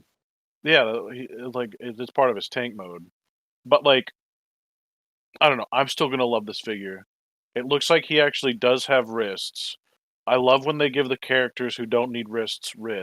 Like, yeah, they're like, all right, so the ones that you want them to have it, yeah, no more wrists for them. But the guy who literally has a gun in his body, let's give him wrists so he can wield some more guns. which I won't argue with, but I will nitpick. Also, you could attach the fossil arms to a person. Yeah, that shit's sick. We'll get there. Like, I haven't been into the weaponizers myself, but I gotta admit, something about just throwing bones onto a robot is kind of cool. Dude, so, like, because I don't know if you, Vac, are familiar with Monster Hunter, but, like, I get that vibe. I mean, because, like, that's what Monster Hunter is. You kill a monster, you get their parts, you use their shit to make other shit. You use it to make these big, crazy-ass... It's literally like some crazy-ass Monster Hunter stuff. But everything, like, from looking at, like, what if you wanted to weaponize this dinosaur fossil? Everything that I'd be like, I'd like to do this. They're like, hey, here's these ideas, and here's some others you didn't think about quite immediately. Like, tail, sword, mace, fine. Head that turns into Optimus Primal's mace, excellent. Yeah. Tail, sword, mace that can combine with, like, his, also, side note, that specific character is an asymmetrical robot. Which, you know, isn't that uncommon in Beast Wars stuff, but, like, you know, G1, everything, most usual Transformers you see, you know, everything is left and right. Everything is split right down the middle. It's whatever. Unless you got Megatron with, like, the gun on, like, his one side. But, like, this guy, like, his left arm is that weird under chest piece. And I'm talking about, for the audience anyone who's ever gonna even know about Paleo Trex, the character that literally only Cody, Burke, and Palaca, Florida cares about, no one else cares about. Oh, way to dox yourself. But yeah, so, like, he's asymmetrical, but that weird shoulder thing he's got turns into like a battle axe when you combine it with the sword, and also by itself it is a gun. Yeah. So, like, it's almost like all the weaponizer stuff, but streamlined because it's narrow. It's like the thinness. And also you could turn the fucking mouth into a claw grabby thing.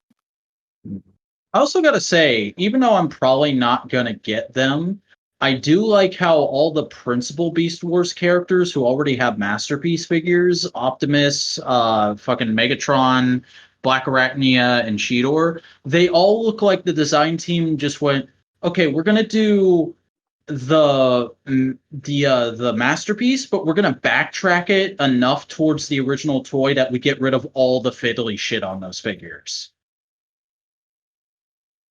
Yeah, I mean, like, that's the one thing is, like, I remember when I was very little and I got, like, Impede whatever the fuck Prime, and I was like, man, I want these instead of the normal toys. But then, as I got older, I decided I like my toys to be toys a little bit, you know? Like, and you want a fleshed out cast? Yeah, like, I like my Transformers to do what they're supposed to, but, like, I'm not a big fan of gimmicks, ever. Unless, well, I'm not a big fan of, like, sacrificing something about the toy to fit in a gimmick. I should say that specifically. Like, you're in that kind of TJ Omega vein. Maybe. Because I like because I have so many Transformers, which, like, before, like, the Golden Age is what I'm gonna call this, of, like, fucking toys, like the modern Golden Age.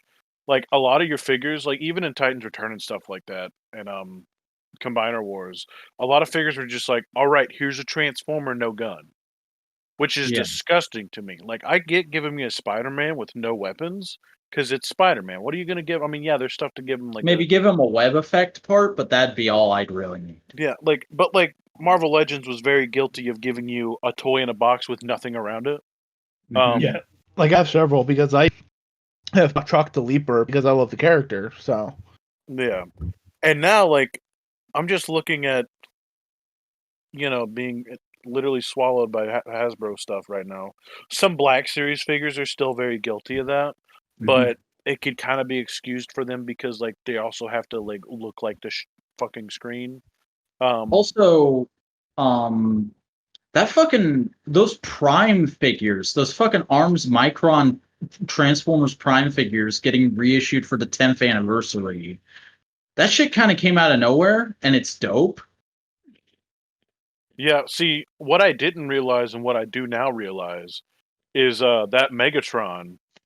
I like said whatever because I only saw the picture where like he's got the purple around him.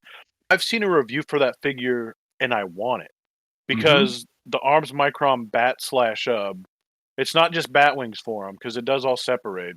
And I've always wanted to own an Arms Micron figure, but it also like can make a crossbow with like, and it combines with like the arm cannon, fusion cannon thing.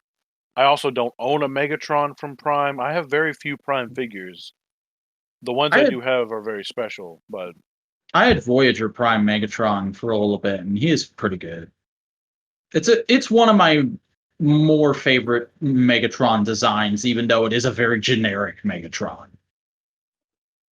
I'd like to bring up the Cyclonus. Yes! Because the last Cyclonus I owned, I'm now realizing how long ago that came out. I remember I bought the Hot Rod and Cyclonus 2-pack. Battle in Space. Yeah, that came with like the little Matrix. And it also came with the comic of which I lent to Chris, and he did get back to me and I lost and then forgot that I lost it and thought I never got it back from Chris. But I lent that to him in high school. Oof. So, at the very latest senior year of 2012, which is... But this Cyclonus, it looks like they literally just said, yo, what if we did Universe Cyclonus, but we fixed every little problem with him and just made the perfect Cyclonus? Because I got Universe Cyclonus last year. I'd never had him. And that's the same mold as Battle in Space Cyclonus. And that's a near perfect figure, but there's like a few bits of articulation I'd say that are missing, and the color scheme's all wrong. This looks like it fixes that. Cody, you never got it back. Oh my god. Chris just turned on his camera and he's holding it for the audio listeners.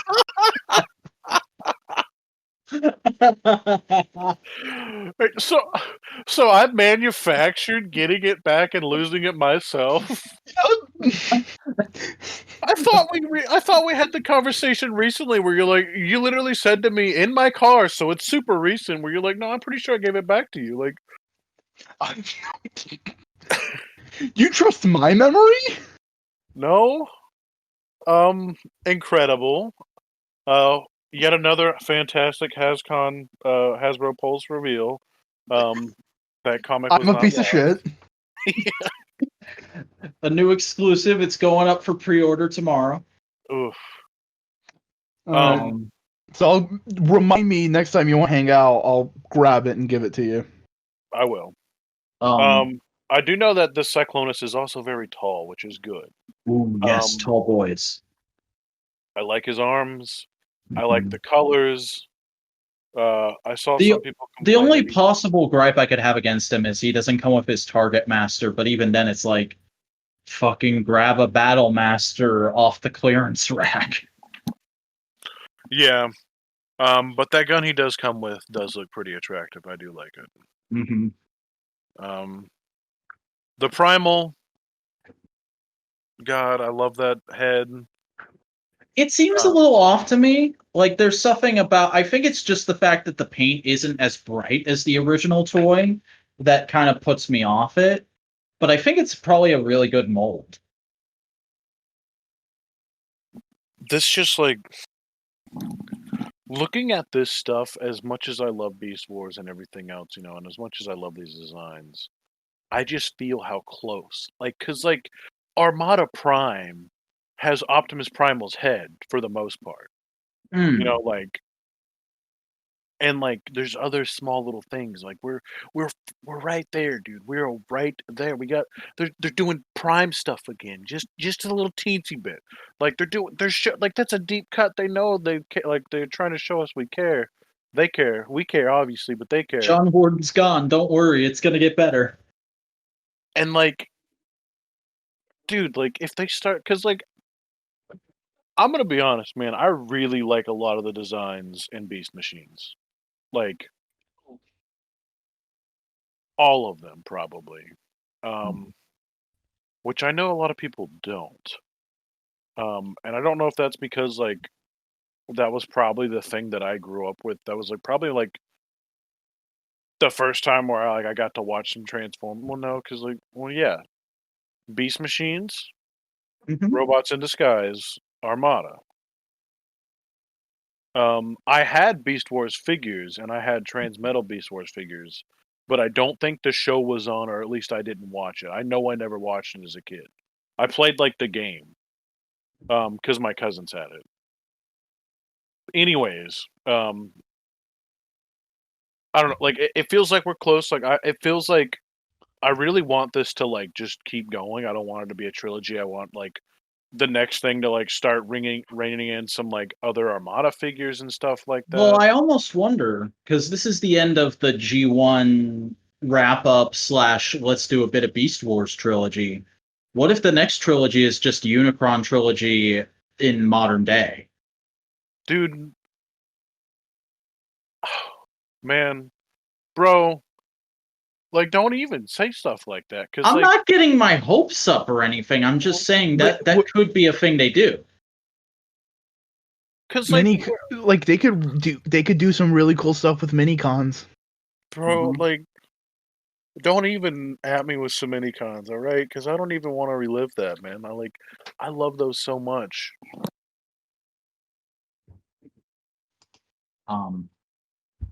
I mean, there is one more thing we could touch on from the Transformer side of things, which is we finally got to see what the Red Prime RC and Beast Wars Cheetor figures look like. Okay, what are those? Are those just non-transforming like? Yeah, it's Hasbro doing a retail. It's Hasbro doing Marvel Legends Transformers.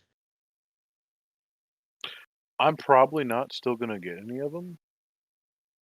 I'm tempted to buy the RC just to show support for Prime as a section of the brand, because that's still my favorite Transformers cartoon. But like, I'd probably open it, mess with it for 20 minutes, and then put it on a miscellaneous shelf. I don't know that it's going to be in scale. If it's in scale, then that's something to stand up next to like some of the other ones. But like, well, if she was in scale, she'd have to be tiny. So I doubt they're doing that. I mean, you never know. You probably know. We probably know, but you never know. I don't know. I'm trying to think of what else, if anything else to bring up about these. Oh yeah, I mean, the big sprawling art that we were talking about earlier. Oh yeah, there's a lot of stuff they didn't show the toys of, but is kind of stealth revealed there. That looks pretty cool. Like, you got Gears, you got my boy Inferno, you got fucking Huffer, and the robot mode for the Arc toy that they leaked a solicitation for a few weeks ago. Crazy. And also, they're saying that this Arc figure resembles a character called the Last Autobot, who I'm not familiar. Yeah, that's what it is. All right. Okay. Yep. I'm not familiar with it either, so you'll have to link me to whatever you just looked at. I just tapped it in on Google, and like I'm looking up some stuff, and like yeah.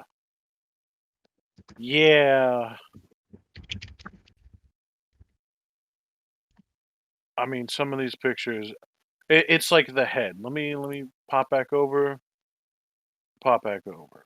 Oh, okay, makes sense. Yeah, that's literally its head. Yeah, I can see that. Interesting reference. It's gonna be cool. I like his big old boots. Big old jet boots. Yeah, he's got the fucking entire back of the Arc for his shins. That's kind of awesome. I'm gonna throw one out here for this little crocodile guy at the bottom. Probably gonna be a core class figure. Hopefully, as a weaponizer or a fossilizer. Doesn't really matter though. Whatever it is, I'm buying it, and I'm gonna love it so much because like that's adorable, and I love it. Pipes. Sorry. Or no, wait. It is Huffer. It's Huffer on the Arc, but that also implies a Pipes because they're literally just the same character, the same toys, but in different colors. Who's that one dude with like polar bear arms on the bottom left? That's fucking Polar Claw, bro. We're getting Polar Claw. That's Ooh. probably going to be a Voyager or a Leader. Holy dude, Waspinator. I had a toy of him, I think. I think I had like Beast Machine's Waspinator. Commander Class Polar Claw. No. Make it happen, Maybe. Hasbro. No. Make my dreams come true. What would be the other Commander classes? Like, I wouldn't even know. What if we got to fossilize it? I'm still holding out hope for Tidal Wave, baby. Also, this Galvatron is still very much the Titans Return Galvatron. Mm-hmm. It's probably just going to be that figure, but with a good head. Well, I mean, I don't know if you saw like the Super Megatron, but like they updated the legs on that one. And it's like, it's got those legs, those Titans Return legs, but they put like ankle pivots in there. So it works out really well. I hope it's not. Like, I hope it's something more streamlined. Because I don't want to see Titans Return anymore. That's true. But for sake of time and everyone's brain. Yeah, let's move on to G.I. Joe, because there was only a little bit of that revealed, but it was all interesting. Like, first and foremost, most striking thing for me, right away, they're doing a new version of the Cobra Trooper that's slightly different, comes with a few less accessories, but it's going to be at mass retail. Here is your army builder. Which means I still have to get at least one of those other Cobra Troopers? Yeah, I'm going to get that one, and I'm going to put the pauldron on his arm, and he'll be the officer, and then I'll get like 80 of these dudes, because they'll be cheaper. I just like the eyes, the goggles from the other thing. That's true. But I will say I am still deeply disappointed because there's a high chance I might not be able to snake one. Pun intended. The Cobra Viper, which is one of my favorite like mass Cobra characters. Like that's my favorite. Like I love the Cobra Bat as a toy, but the Cobra Viper is a better toy. So I actually had a 3 3/4 inch. I think it was. I'm not sure if it was 25th anniversary or like a later version of that mold, but I know it was the 25th anniversary mold Cobra Viper I had for a little bit. And I do have a lot of attachment to that look just because of that figure. I remember really liking it when I was younger. This is like early mid-teens in my life. But I'm gonna be honest, I'm a little put off by this figure, the Cobra Viper, just because something about the silver they used on the helmet doesn't look right to me. I think it should be shinier. Really? Oh, yeah. Okay. So here's the thing. Because I forgot. I watched Pulse all day. I watched this all day, and when they talked about this, they literally brought that up. They were like, the way we photographed this figure doesn't actually show how shiny the visor is. They literally said something about it. And I wasn't really thinking about it because I just accepted it, but I forgot, like, the one that I had, I could see my reflection in. And you could borderline do that with this figure. God, it looks so good. It really does. But again, these are being released as Target exclusives, and given that we're getting it with the Cobra Trooper, I would not be surprised if in a few months these go to mass retail with a slightly different accessory loadout. Who knows? I know we're getting that Firefly. How do you feel about Firefly in a bomb vest? I really want to like it. I really do. But the vest just looks too cumbersome on him. I prefer my Firefly to be wearing like a tight-fitting coat. That vest isn't for him. Who's it for? That's for a fucking army builder Iron Grenader. Yeah, they're probably they're getting that tooling in there early. Yeah, I mean, I bet that bitch just popped right on up there, man. You know, I like the shoulder pad. I like the figure in general. Some of the posing they did for it is whatever. I like fucking Zartan though. Yeah, Zartan's good. Zartan looks sexy as hell. He looks like he's from Mortal Kombat. I know. I mean, he always did. And he comes with like the fucking monkey's paw and the fucking key to the Cobra base and he's got a backpack with an alternate face in it. Oh, you know that's who good that shit. face kind of looks like? Dr. Mindbender. Yeah. Mm-hmm. I think that's Question: what they're Are going. these retro cards the 6-inch figures, or are they re-releasing 3-inch ones? These Those are 3 are and 3/4. slightly newly sculpted, re-inched, 3 and 3/4 inchers. This is a retro line exclusive to Walmart that they're doing. I don't even think they're like really that. I don't think there's any new sculpting in there. Destro looks kind of new to me. Like that face sculpt looks brand new. As somebody who stared at the multi-pack a lot, I don't think it's new. This The face Zartan on figure- Roadblock doesn't look old. It looks pretty No. recent.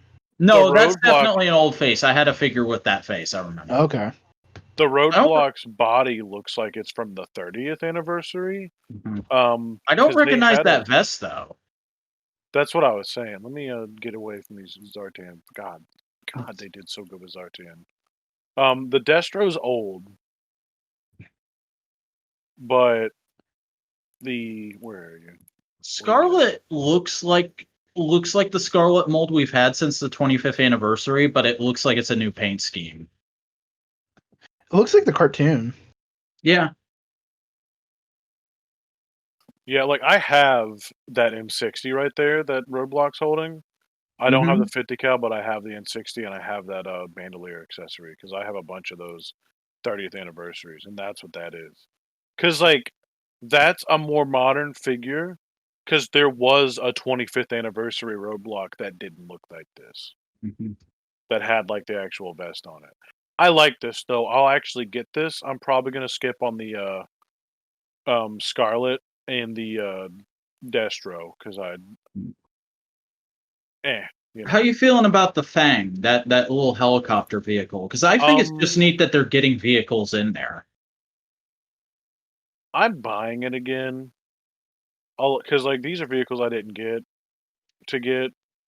Also, I mean, I have Snake Eyes in my lap, and it's the retro carded Snake Eyes. Throw out to like whenever this comes out because I didn't pre-order it. If you see this stocked anywhere, I need at least one. I'm gonna try to get one, but like I definitely need a Cobra Fang. Whenever they roll out them treble bubbles, dude, oh my god. Well, I'll keep an eye out. And that's also kind of why I like the Fang. I hadn't heard of the vehicle before this reveal, but it just looks like a shitty trouble bubble to me. And I kind of like that about it. Like, this is what the idiots who they don't trust with the trouble bubbles get to fly, because the trouble bubbles are expensive. This is there's a lot of fun G.I. Joe vehicles. There's like the weird gliders, I don't know. I'm trying to think of some of the stuff I'd like to see them re-release. I'd like to see what was it, the Mobat? That's what they call their tank because it's got their 2-barrel tank. No, actually, I think their tanks are just T-80s, which is like a Sovietish tank, if I'm not mistaken. I'm pretty sure. But yeah, I don't know. The one thing I will say is like a lot of this looks pretty crisp. That front bit's got some articulation. I like the figure it comes with. I don't know. The thing that surprises me the most is I did not expect them to charge $25 for these. They're charging $25 for the fucking 3 and 3/4 inch figures? No, they're charging $25 for the vehicles that come with the figure. I can kind of see that. I'd rather it be 20, but I can kind of see it. Oh no, I'm saying like I was expecting like 30 or $40, especially for like the his tank. That's a chunky little like boy. The Fang I could see is a little bit cheaper, but like these 3 and 3/4 inch figures are $12. Like, I mean, that's a lot of plastic for the little. I mean, yeah, it's molds that have like stood the test of time. I don't know if you know this, but like those are literally the 1980s toys. The vehicles, they're literally the 1980s toys. I did not. That's an interesting thing. Yeah, like the his tank and stuff like that, and like because I've played with them. I have I forgot what like the little their little dune buggy thing is, but I have the Target exclusive 2-pack they did where it was like the snake dude who rides on the snake glider. I forgot what his name was. Serpent Supreme, maybe, if that's Snake Glider. His correctly. name is Snake Glider. Snake glider. Serpentor. Serpentor. And there was a 2-pack with Serpentor and like a dude sitting in like this little anti-aircraft thing that was meant for like one guy to slide in. And then I have the other 2-pack where it was like, or no, it's not even another 2-pack. It's just like the buggy by itself. Those toys were like the original '80s ones, but like they were updated in ways of like having peg holes and stuff for these new figures, and these new figures fit in these more. Unless I'm completely wrong about this, but from what I understand, most of these are like soft reuses. I mean, it's just like what they do with like the Kenner stuff for Star Wars for the 3 3/4 inch now, where like the X-Wings and stuff like that are literally based off of the original X-Wing toys. Mm-hmm. They're like from the same mother mold. Alright. Which it's neat though. Like that shows you how good, because like it doesn't need to do a lot. It doesn't need to articulate. It's a helicopter. It just needs to spin and shoot and stuff. The figures fit in right. Yeah. But I think that's enough for G.I. Joe. So let's go on to the thing that is probably the most divisive PulseCon, because HasCon is a different thing. HasCon is an in-person event that they only did once 5 years ago. PulseCon is the what? Has been. God damn it. Let's talk about Power Rangers and how I fucking hate the Power Ranger fandom because they're all ungrateful, entitled, spoiled children. Because there was some cool stuff revealed today. And I'm slowly posting it all because, unlike all the other news sites I go to for toy news, Toku Nation decided to make it all separate articles. I will say. Oh, sorry. Well, I was gonna go from most boring to most interesting, in my opinion. And like starting off with that retro line, people are really fucking pissed about these. Because, like, oh my god, it's more MMPR. Oh my god, they're wasting an exclusive slot on MMPR. And I'm like, y'all, do y'all pay any attention to anything besides Power Rangers? Because literally every Hasbro brand is getting a Walmart exclusive retro line right now. That's just a thing they're doing at the moment. And it's not like they just put out the old figures again. These look like new molds to me. I mean, they wouldn't have the rights to the old figures because those were made and owned by Bandai. Mm-hmm. And I mean, I can kind of get people being upset because Bandai did reissue the actual original figures shortly before they lost the license. But like, I saw those once when they were being sold as overstock at an Ollie's. I've never seen those actually show up at Walmart.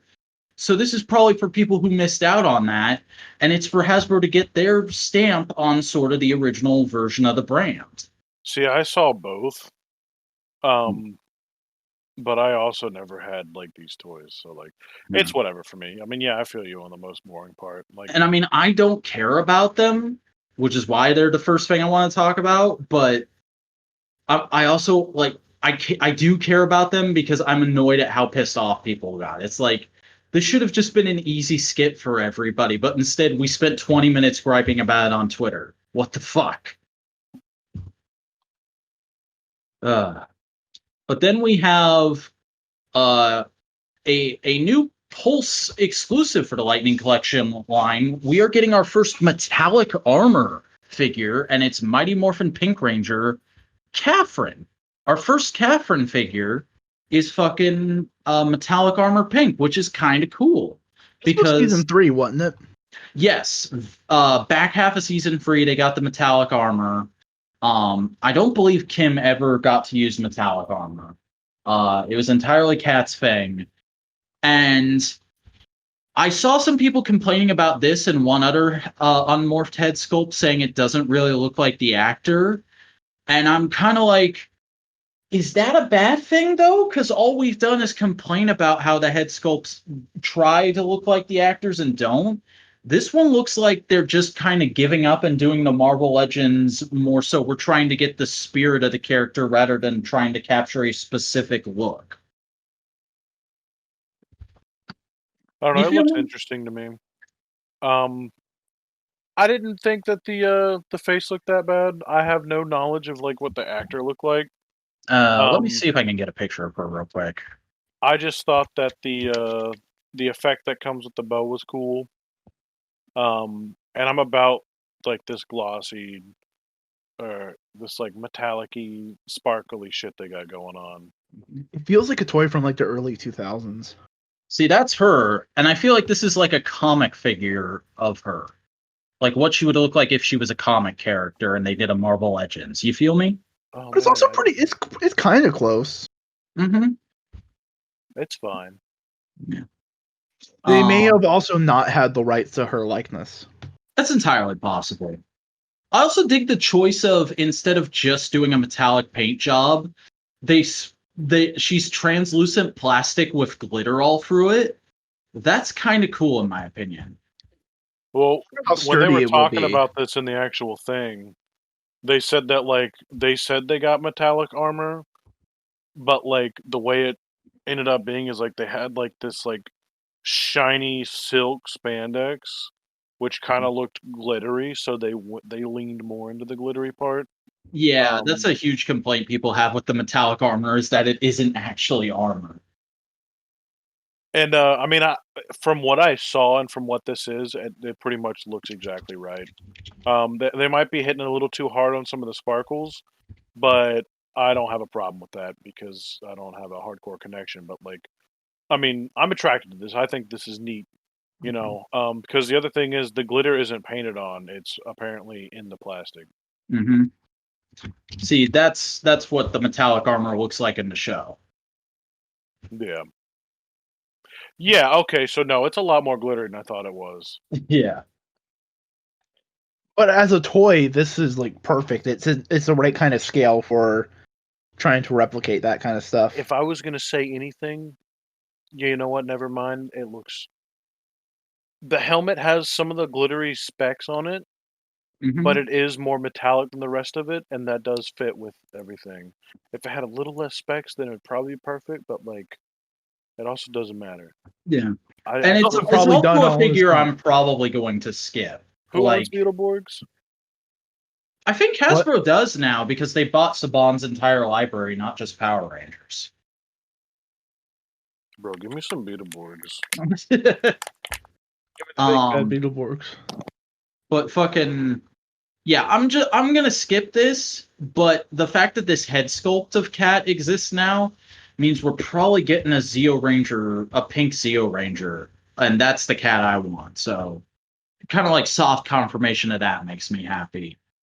But then we have the official reveals of Wave 7 of the Lightning Collection, which is Dino Thunder Red, MMPR Green, and the Z Putty, along with a repack of MMPR White.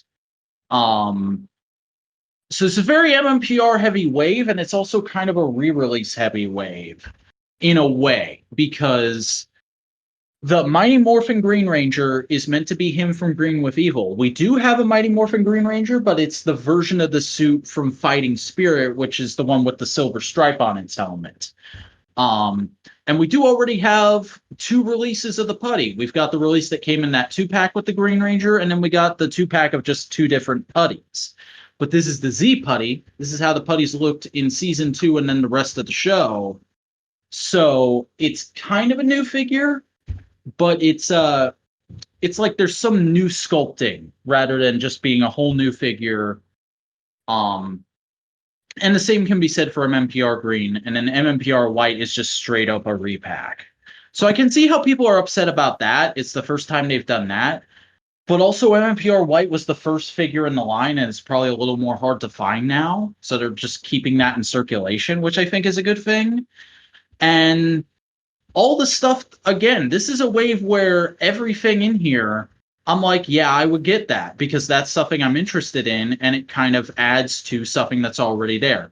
We just got Dino Thunder White, so getting the Red Ranger now, even though the civilian head sculpt isn't the best, again, I think they're going for more that generalized look rather than trying to actually be that actor. And the head sculpt's mucking with me a little bit just because it looks a little like 10 years older than it's supposed to be. That's true. His eyes are a bit sunken. Okay, so the thing I wanted to bring up about this, because like the putty guys interest me, and something about seeing whenever I was looking at this reveal, I was like, the body doesn't seem right. The colors on everything doesn't seem right. I guess for whatever the first like the putty patrollers, Mm-hmm. they have dark gray boots that are like no lace. They have a little belt, and then they have like these black swirls that are different on their bodies. Yeah, And that then was two the packs. season 1 putties, and then this is because Lord Zed had his own putties in season 2, and it's a slightly different suit. Oh, okay, I do see them. Let me look up Lord Zed putties. And the whole thing with the putties in season 1 was you just beat them up and eventually they go away. The putties in season 2, that big Z on their chest, the literal object of the first fight of most episodes was hit the Z in the middle of their chest and they explode. Man, I gotta say, I wish I didn't look up what these guys look like. All right, so they did what they that looks better than Pre-order Evil Green Ranger and Dino Thunder Red on Hasbro, but fucking the Z putties were already sold out because there's probably a lot of people who are buying multiples trying to army build them, which respect. I want to do that too though, so I'm probably gonna hunt down one or two of these at retail. But yeah, and then also I like that they're kind of getting around. They're trying to, for the Power Rangers fans, skirt around the whole Target exclusivity thing that's going on. Because these could have easily been Target exclusives. And we have actually had a Target exclusive Lightning Collection figure, Dino Thunder Black. Or not Dino Thunder, Dino Charge Black was Target exclusive. So I had to eBay him. And I didn't pay too much of a markup. So I was fine with that. But for these guys, there's just Target exclusive packaging. yeah. I like the black. Mm-hmm. The front, like the logo on the front, the words Power Rangers is in like foil, and they have like a slightly different packaging. Like that's, I think that might be evidence of Hasbro wanting to pull away. But like, dude, there's just been so many, dude. So many Target exclusives. It's a contract they're probably stuck in for a while. Like, are we gonna talk about Star Wars and Yeah, we'll get to that. Okay, I was just making sure. I'll wait on that one then. But fucking the only problem I have with these is just like it's probably gonna upset mint in box collectors who want to collect every figure mint in box, but like I ain't about that shit, so whatever. And then we have the 2 versus packs that got revealed, which is A Squad and B Squad SPD Blue, which makes me very happy, even though we're not getting fucking Beavor's head. It's okay, I'm fine. But then we're getting In Space Red and Astronema, which is kind of huge because that's the fucking brother sister 2-pack.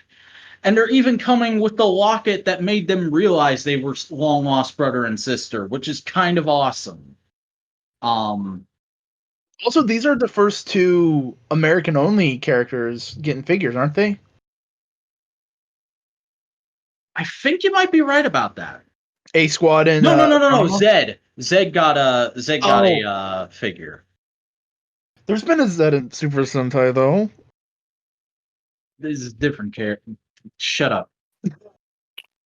I will say that this SPD B Squad is probably going to be the first Lightning Collection purchase of mine.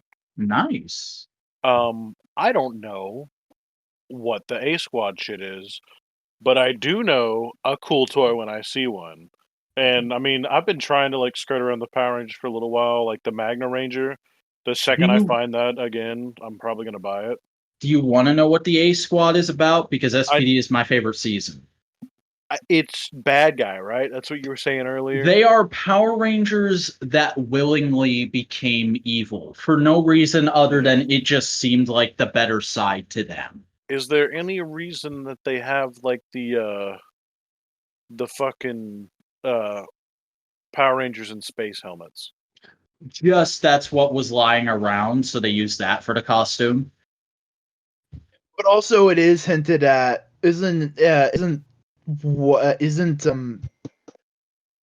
I can't remember. The Blue Dude's dad, wasn't he in a Power Rangers in space costume? No, B Squad Blue, his dad is hinted to be the Time Force Red Ranger, or at least to have used the Time Force Red Ranger's powers. Okay, that's what I was trying to figure out. The But toy also- looks cooler than the show. The in space helmet does resemble the SPD helmet. So It does. And I think Does that's it probably face- why they went with that one. It's just, this is a suit we have lying around, and it looks right next to these ones. Does A Squad get a Zord? They technically had all the same Zords and weapons as the B Squad, but the A Squad was missing in action for most of SPD, so it's kind of known as the B Squad's gear. like all the equipment was designed for A Squad, but A Squad went AWOL because they went evil. And so B Squad has to step up and become the Power Rangers, which is what A Squad is supposed to be. So that's why they're called the B Squad. They're the second string players. And that's why their costume looks different and has less art, because who gives a shit? They're the backups. Well, that figure right there looks better than like the show one to me. That's fair.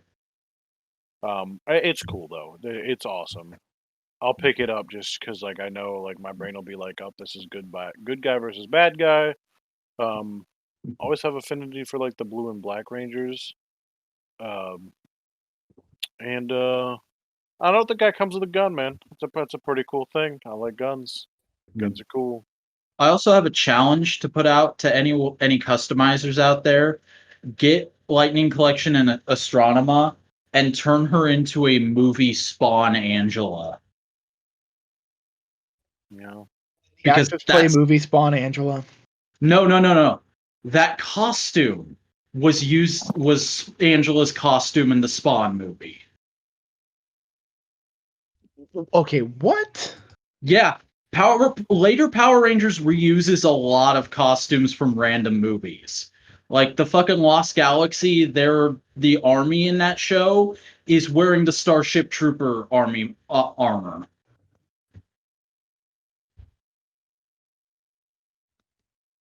It's just crazy, bro. Speaking of crazy, fucking Subline, baby. We're getting a Lightning Collection spin-off that's specifically dedicated to monsters. And the first two figures are motherfucking King Sphinx and Pumpkin Wrapper. King Sphinx and Pumpkin Wrapper are getting articulated action figures in 2021. yeah, and this is the thing that's bringing me in. Because, like, even if I don't, I'm not going to be buying all the Power Rangers unless they give me all of the ones from the one that I constantly forget that's my favorite Zord. But, dude, for one, King Sphinx got some thick-ass thighs. I do appreciate Yeah, he that. thick, boy. Oh, But that's just a cool fucking figure. They're both just cool. Like, King Sphinx is like, sure, whatever. I could see that happening naturally in some of the toy line. Fucking Pumpkin Wrapper, dude? That's insane. That's I love the that great design. thing about a lot of Power Rangers monsters is they just look like they're pulled from completely random shit and they could fit in anywhere. These Like, are 7 to 8 That's inches King Sphinx tall. in the show. Look at that. Yeah. Yeah, and they're That's gonna really get good. that paint right. yeah, it's a good likeness. But the thing is, these things are like 7 to 8 inches tall. Yeah. I mean, they're literally what Marvel Legends is doing right now with their $30 deluxe releases. where Yeah, they're it's putting, another like, their $10 whole- on top of the regular Lightning Collection figures, which I think is fair. Yeah, I mean, because like if this is anything like Red Hulk or the Green Hulk from the 2-pack, Or or War Machine. yeah, like, well, War Machine's not bigger. He comes with more stuff. But like, because they're putting Kingpin and Monster Venom in those $30 packs, and like Ooh. they're putting Thanos and Apocalypse in those $30 packs. So they're like, it's essentially build a figure scale for instead of $20, it's $30 because the bitch weighs a lot, and that's what that King Sphinx looks like. And this is again me going like, people need to stop complaining about MMPR because clearly Lightning Collection is doing well, and them releasing MMPR figures is probably part of why it's doing well. They're doing the most bankable names and most well-known faces first to get that cash flow in so they can justify doing stuff like this. And yeah, it's MMPR Season 1 monsters right off the bat, but there's a lot of fucking monsters in Power Rangers. They're probably doing these two first because King Sphinx had a figure in the 90s. Somebody's going to see this on a toy shelf and go, I remember that guy. I had him when I was a kid, and they're going to buy him. And then fucking they'll have the money to do your favorite monster from down the road. Like, we are getting King Sphinx and Pumpkin Wrapper so we can one day get to Puzzler from Dino Charge. All right? That's the vibe I got going here. Also, think about it like this. These monsters are also like classic, big, bankable monsters. So much so that Cody, who doesn't have a deep affection for Power Rangers, is thinking about getting them just because they're classic design monsters. I already committed, Chris. Yeah, that's what I'm saying. But I was about to say, because I just decided to look up. Oh my god, dude! Some of these designs, because like the monsters are always cool. I don't even know who the fuck this is, but this man literally just has a mouth for a head. Dude, if any of these things got toys, I'd cream. There's a couple of these that are very crustacean based, and I'm always looking for anything crab related. So you just pour that on my way, and you keep that gold melty bullshit Goldar thing out of my face from the movie. I don't want to see that. That's not counting. Yeah. Dinosaur Dracula. That is horrifying. I hope that. I mean, fuck it. People want that probably. I hope. More power to you. Fucking. There's a lot of cool things in this. But like, this is the boy I name dropped. I want to see him get a better figure because he had a figure in Dino Charge, but the articulation on him was shit. Oh man. Like, this is his 5-inch Dino Charge figure. Or shit, I can't send that photo. Where's the photo I can send? Here we go. That was his 5-inch Dino Charge figure.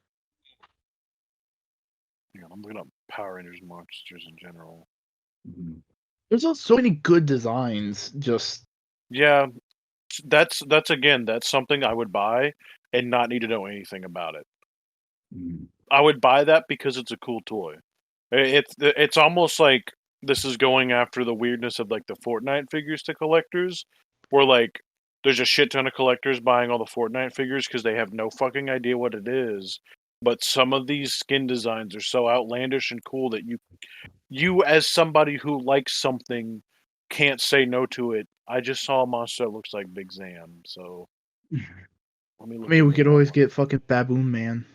Dude, pudgy, fucking yeah, and fucking 6-inch pudgy pig with articulation. Could you imagine that shit? Like, are these some of the most well articulated monster figures that Power Rangers or Super Sentai have gotten? Oh, they are. There's no competition, dude. I can see an export scene for like Super Sentai fans, otaku in Japan, like going like, shit, I love all these monsters. These are good good versions of them. There is though. There is. Sentai Twitter has gone kind of crazy for the Lightning Collection. Because like now, I mean, we're probably not going to see the coin purse monster get a toy. If it does, I will buy it to support coin purse monster toy. Oh, we need the other purse the other purse monster. Yeah, the best monster Now- Rita ever made. I'm seeing a tombstone with a giant eyeball in it dabbing, and I am wishing that was an action figure. That is the thing. Yeah. Now, what this is, that looks like a really bad intro to a porn, and I wish I didn't see it. Oh, and look, there it is in my... Well, this is like tagged in... Oh, wait, that's top 10 best Power Rangers monsters, and that's that purse thing. Let me scroll back up here to what's more interesting, the top 10 worst Rita Repulsa monsters, and click that link. Freaky we gotta- Frogman from Turbo. Imagine getting him. So many, like, That didn't post as oh, I see it. I'd buy it. Yeah, literally all of these I would buy. I'm sorry, like it's done. All right, this is a very bad link. Not the one you sent, the one that I was trying to look at. Dude, what if they do Tickle Sneezer? That also sounds like, oh god.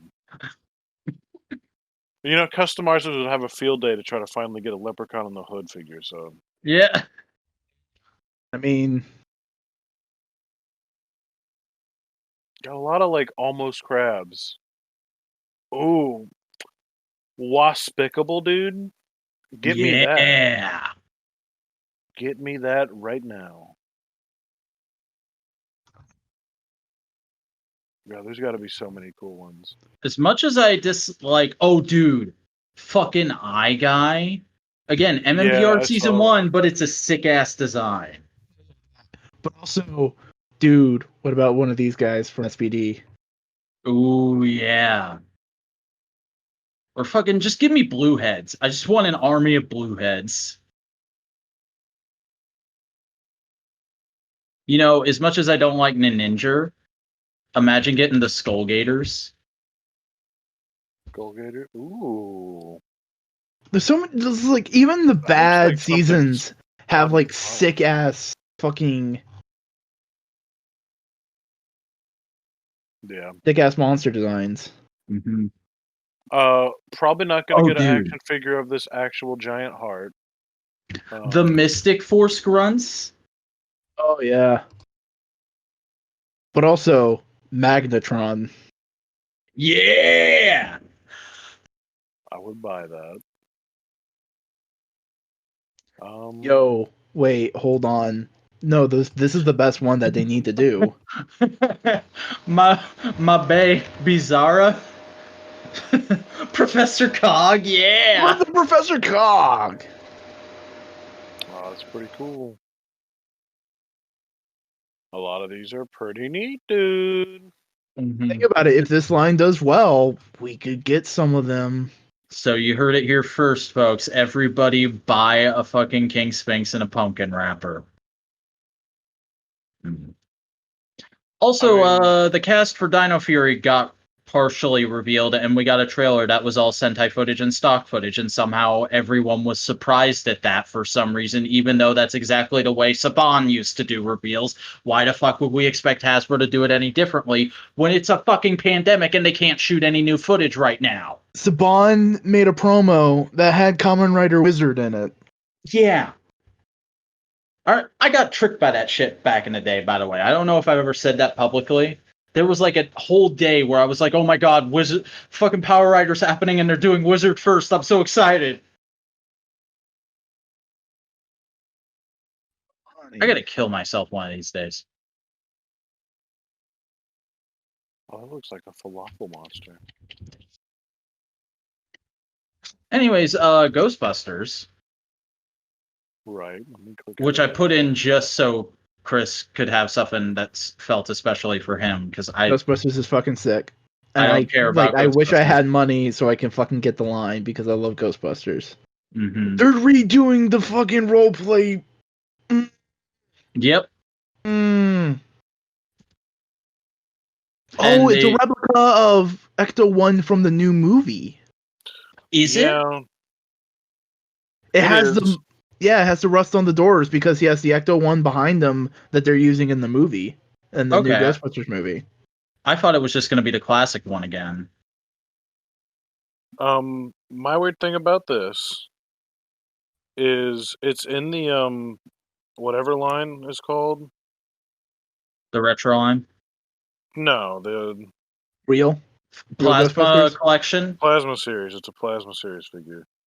But like, it's not to scale with the 6-inch. Yeah, Yo, Onion Head though, Slimer. yeah, they're teasing doing some more retro stuff, which looks neat. From Real Ghostbusters? Mm-hmm. Honestly, what I'm really holding out for is some extreme Ghostbusters shit. Oh, I yeah. want them to get to Ghostbusters too. I'd like some of those characters. I mean, Fucking we're obviously Vigo. gonna get that before we ever get a extreme Ghostbusters, but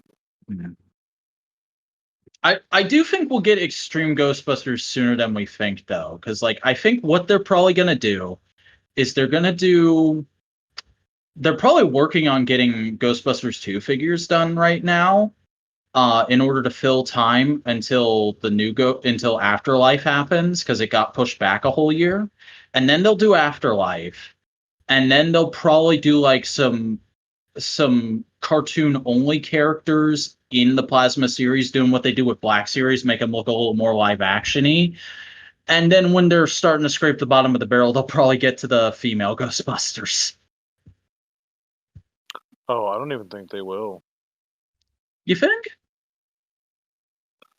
Yeah, probably not. I mean, See, I think they will do those, but they'll hold off on them for as long as they can, because there is a market for that.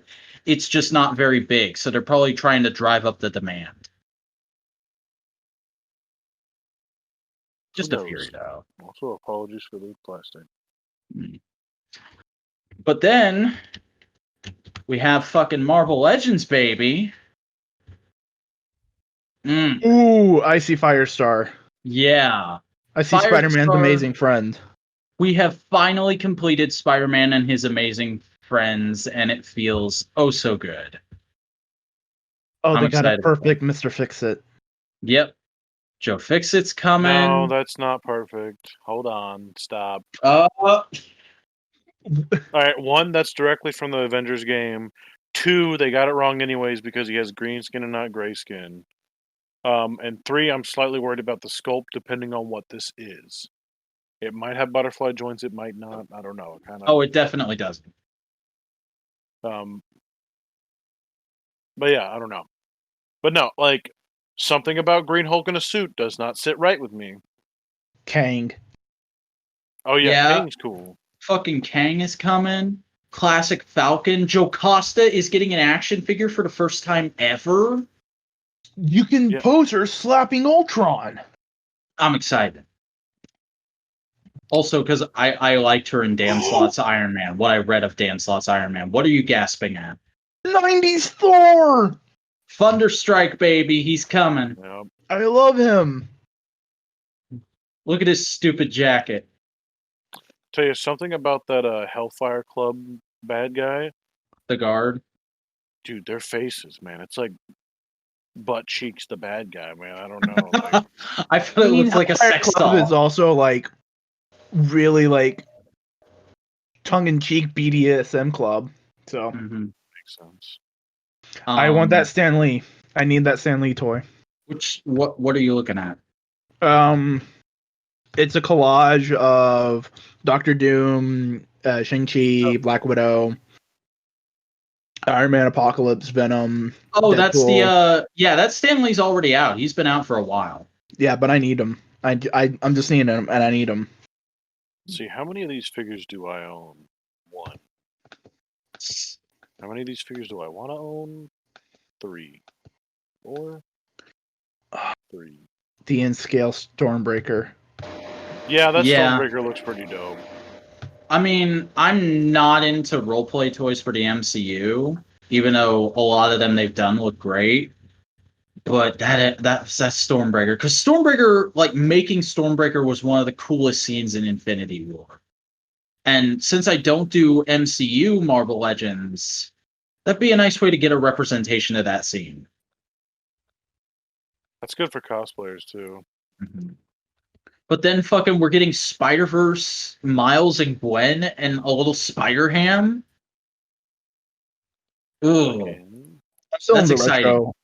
I'm going photo by photo. I'm in the retro area, and like I'm not a fan of like retro remake toys, but those look cute.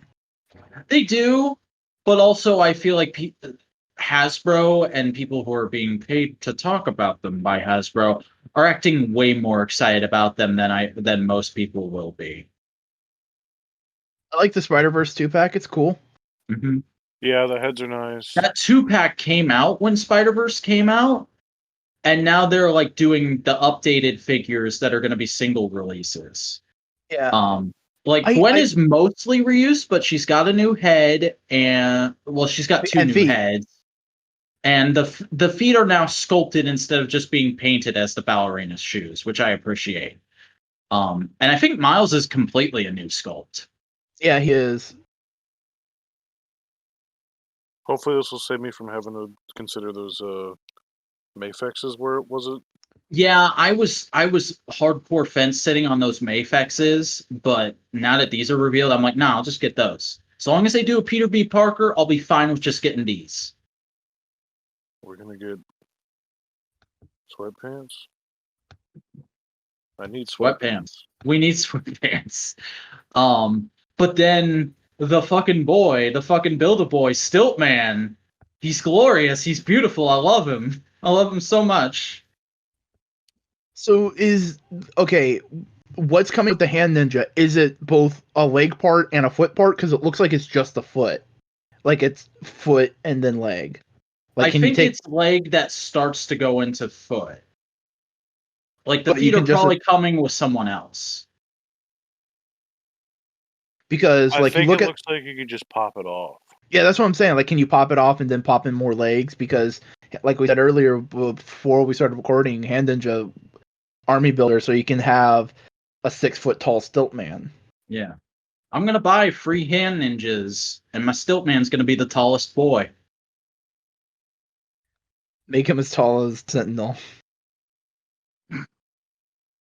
Taller than Sentinel. Stiltman knocks Sentinels over with his shins. But man, Arcade. I know, like, I have no attachment to Arcade as a character. What you told me about him before we were recording is dope.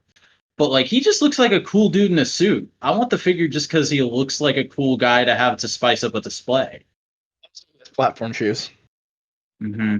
And Dormammu looks so comic accurate. It's crazy. I love how they're... That's classic Ditko shit, man. Mm-hmm.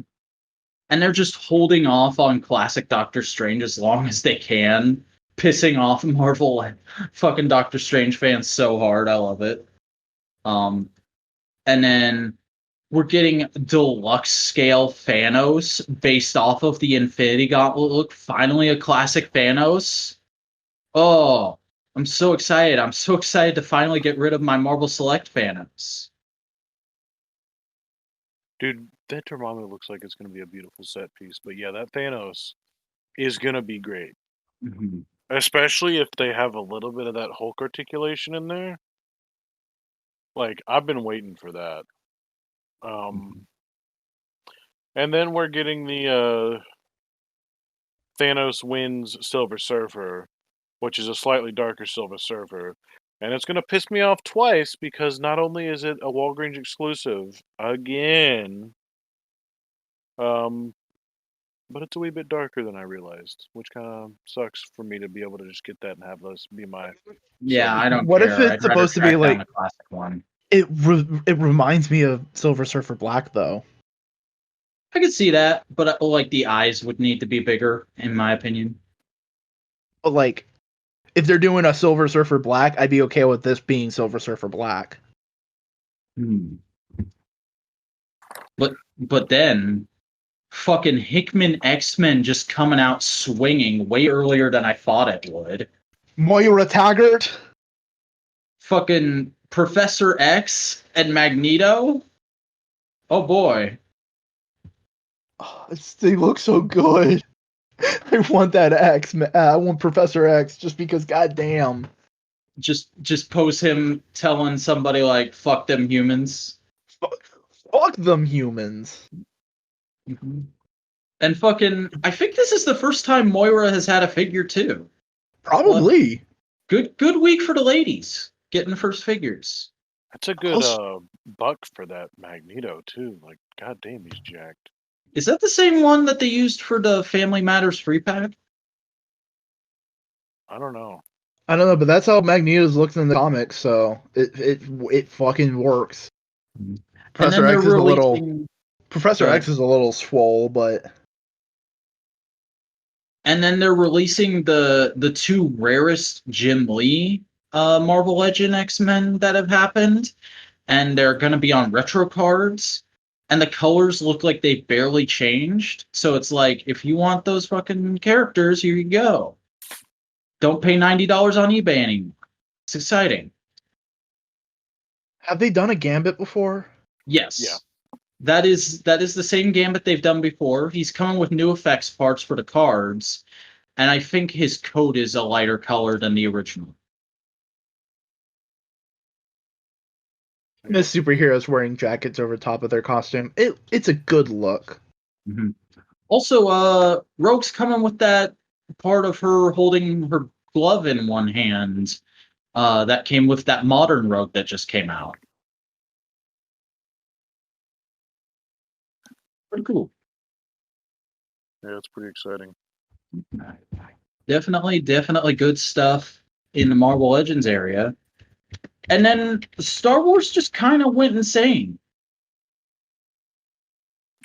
Yeah, I've already pre-ordered my $30 deluxe Jar Jar Binks. Mm-hmm. And the fucking Christmas Troopers, you getting the Christmas Troopers? All right, what I pre-ordered today at GameStop, because that's usually what I do my Black Series through. Is I got a Phase 1 Clone Trooper, the Incinerator Trooper, Legit. Jar Jar Binks, and the GameStop exclusive fucking holiday Clone Trooper. Oh my god. The Snow Trooper with the scarf. Yeah, it's so stupid. I love it. It's like the most toyetic thing ever. So I do like the Snow Trooper with the scarf, but unfortunately it is that Snow Trooper that I just bought. And that sculpt is not good. It's not good. So I'll probably pass on that one unless I see it and I happen to get the rest of these. I really want the Solo train trooper with the range trooper that's Santa Claus. Yeah, he's got painting on the boots and he comes with a little reindeer Dio. It's so good. I love it. But the thing is, every single one of these is a different store exclusive. I didn't know that. Yep. That's not great. You will find nothing but one of these each at a store. Starting from the top, we got the Stormtrooper, which is Amazon. Oof. You got the First Order Trooper, who is Best Buy, GameStop Clone Trooper, Range Trooper, Target, and then Snow Trooper, Walmart. That's not great, but it'd probably make for a really fun hunt. No, I think what I really want from this is I want a Stormtrooper. Because the First Order Trooper comes with a Christmas Babu Frick. Yeah, it does come with a Christmas Babu Frick. Look at that shit! It's adorable. Scarf. Oh, that's a Sith Trooper. It is. That figure is good. See, here's the thing. I would love to get all 4 of them and put them out every year for a Christmas decoration. Yeah, these are I'd get these and I put them with SH Figure Arts Gokai Christmas, and that would be my Christmas decorations. But I need at least a Stormtrooper because I don't know what the fuck that thing is that it comes with, but it is adorable. It looks like a Porg, but it doesn't look like a Porg. It looks like a Porg painted black.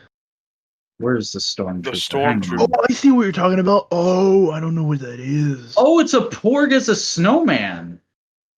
It's a snow porg? Yeah. I love how they all have a tiny little creature to come with them. Yeah, they get buddies. Friends. Yeah, it is a porg because you look at the one that comes with an actual porg, it's the same sculpt, just different paint. Mm-hmm. Ah, yes. Mm-hmm. But then, fucking, they're not just doing Jar Jar Binks, but they're doing him deluxe scale so he can come with all of his dumb Gungan weapons from Phantom Menace. Like, they're leaning into it so hard. And I love that. See, like, removing it from Jar Jar Binks, which I don't have to enjoy it. Fuck y'all. Removing it from I think Jar we Jar all Binks. agree here that the prequels are pretty good. Jar Jar's a good character. Shut up. That was a general fuck y'all, not like a y'all fuck y'all. Right. I just want to make it clear. But the shield and the spear are beautiful. He doesn't come with bolo grenades, but like, there's no way that they made a Jar Jar and they're not gonna make more Gungans. They're gonna give us at least one more Gungan, and I'm willing to bet we're getting a Gungan trooper and a Gungan officer, and one of them is going to be an exclusive, and one of them is going to be a general release like 5 waves from now. It was green and blue Gungans. Mm-hmm. Yeah. And then fucking Sith Rey looks better than any other Rey figure they've done. It does. The Sith Rey looks very good. That was one of them I didn't pre-order. Like, it is just a render, but I'd kind of pick her up and put her in the background of a display as just like a generic Sith. Yeah. I am excited about this Boba Fett because I haven't got a Boba Fett yet, and I've been looking for the Archive series or something. Is that a new sculpt? It's an entirely new sculpt. Oh, shit. And it's deluxe with a bunch of effect parts. He comes with shit I didn't even realize he comes with. He's got like a shooty effect for his wire. He's got a flamethrower attachment. He's got a cut in half blaster and a regular blaster. Like, that's phenomenal. That's kind of exciting. I just kind of skimmed over him like, yeah, whatever, another Boba Fett. But it's got G.I. Joe articulation. Ooh! Okay, I need it. I'm buying it, and I want Jango Fett on this buck. Give me Jango Fett on this buck, please, Hasbro. I'm begging you here. I've never wanted anything more in my life. It's good, is what it is.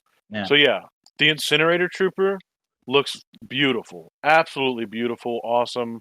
I only need one. We might have mentioned this before on a podcast before, but the Incinerator Trooper is pulled directly from Star Wars: The Force Unleashed. That's cool. And this isn't the first time that Dave Filoni has had a hand in like pulling something out of that and putting it into something else. But it was used in the last season of The Mandalorian. I'm excited to get it. I always love my troopers. But I am hoping and praying and hoping that we are gonna get a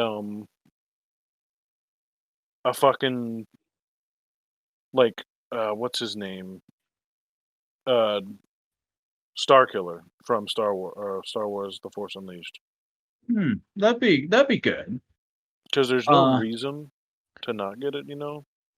Are you gonna army build those Phase 1 clones? I don't know. I'm pretty tempted, dude. I'm pretty tempted.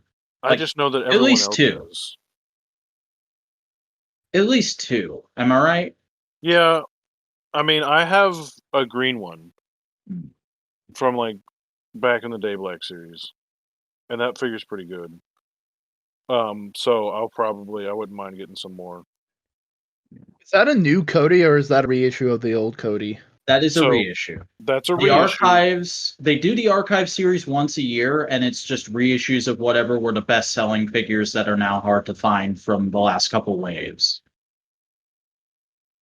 However, Cody is one of the last clones I need for my collection.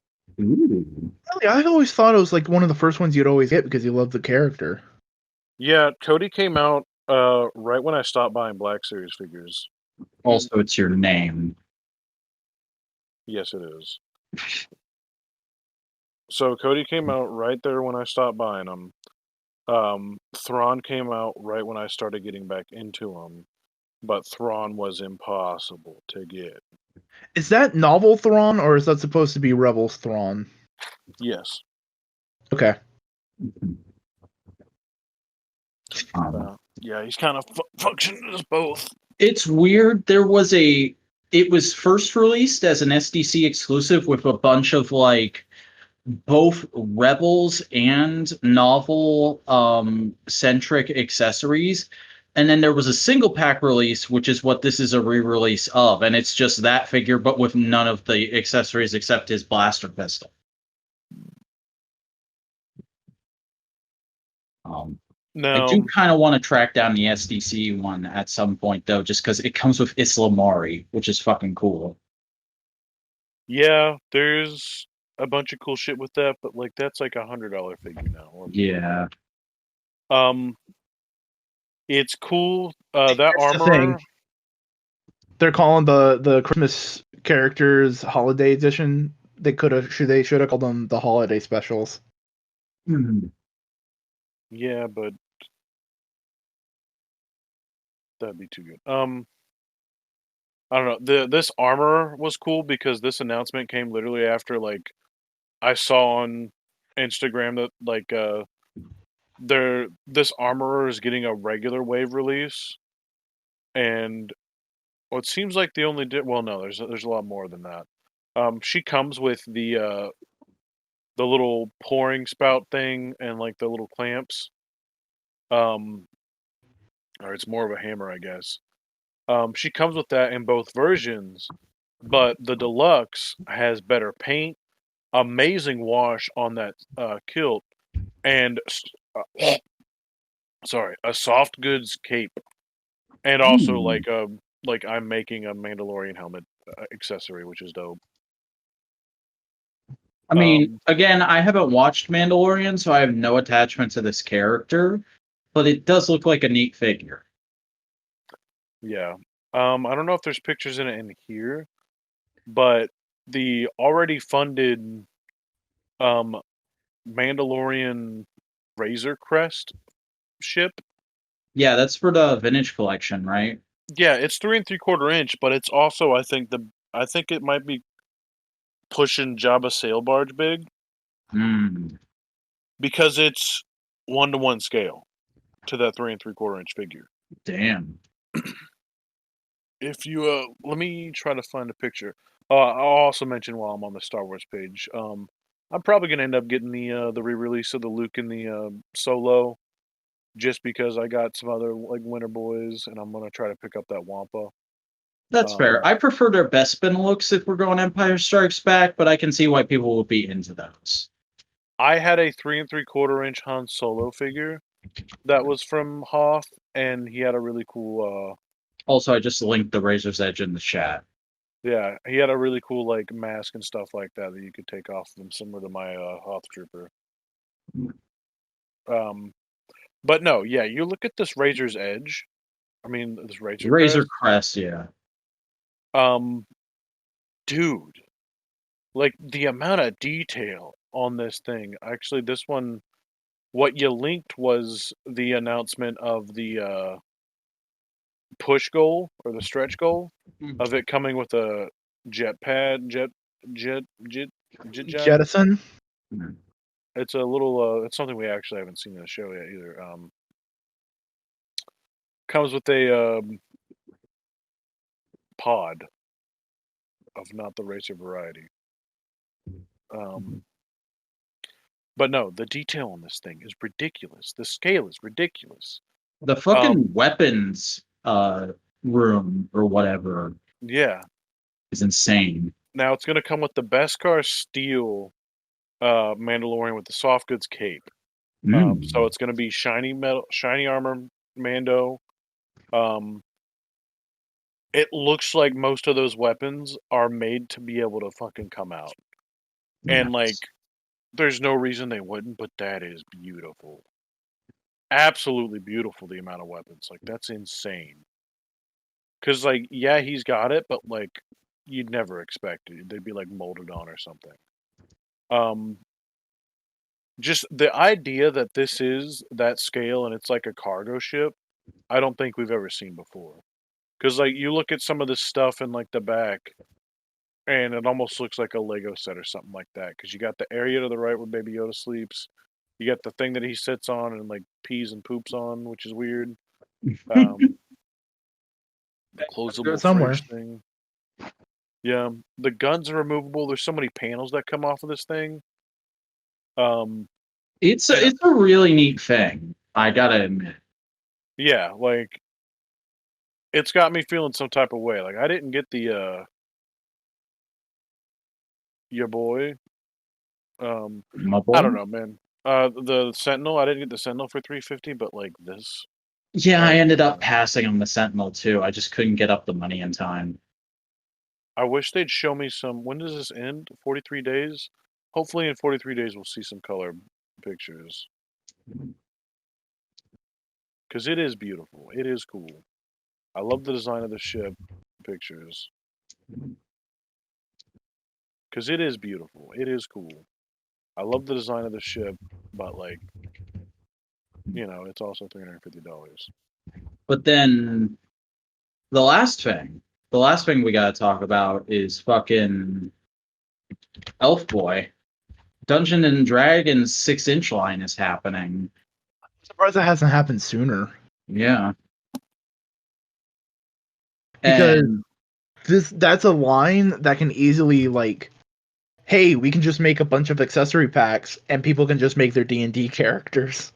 yeah, this, if it sells well, can go ad infinitum. And I'm not even mad, because, like, I ain't a D&D guy, but this is a cool looking elf figure. Something I didn't know, because I still don't know. I showed this to the assistant manager at GameStop, and he's like, "Oh, crazy! I have that guy's swords pre-ordered." What? So this must be an existing character or something. Maybe from one of the manuals. But D&D has lots of modules and lots of genuine lore in it. I know that.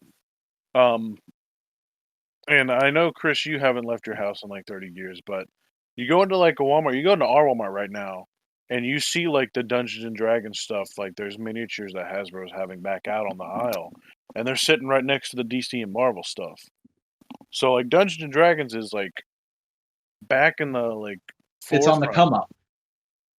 But like this figure looks beautiful. The posable like cat thing, panther he comes with is cool. Honestly, the thing that makes me want this the most is literally the 20-sided die. That's fair. Like that, like if that's a thing that just continues with the toy line, I'd be like, that's really cool. Like each one gets like a different die. But also, I saw somebody on the Classified series subreddit say, what if that panther is like a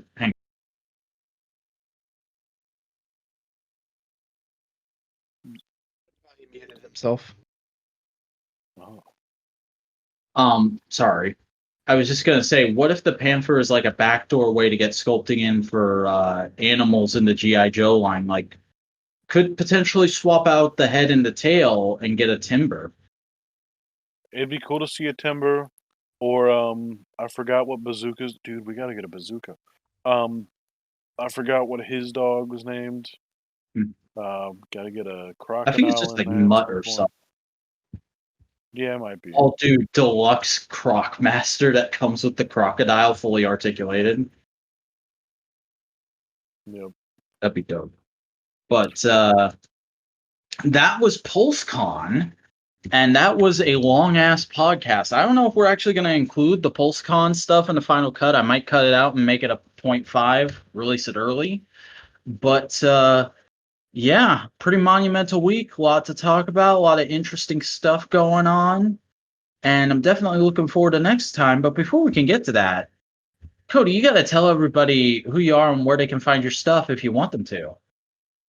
Well, I am Chris Gaston, and if you want to find my Instagram, it's never_robot.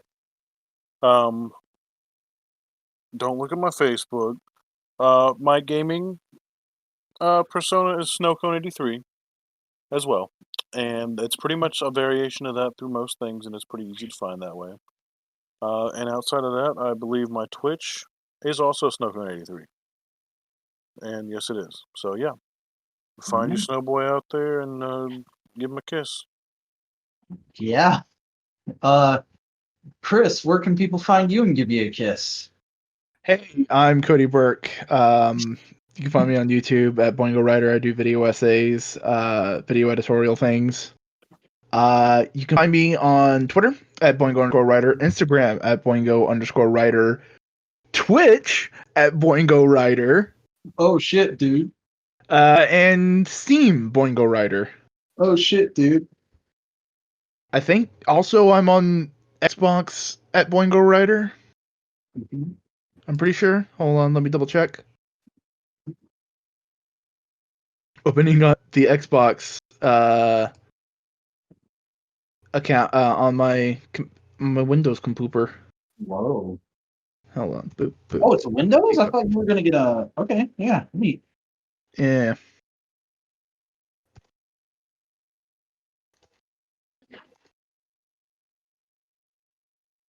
Oh, Jesus Christ, motherfucker. This suspense is killing me. I hope it lasts. You ever get a pimple underneath a like weird scabby part of your skin? No. Yeah, me neither.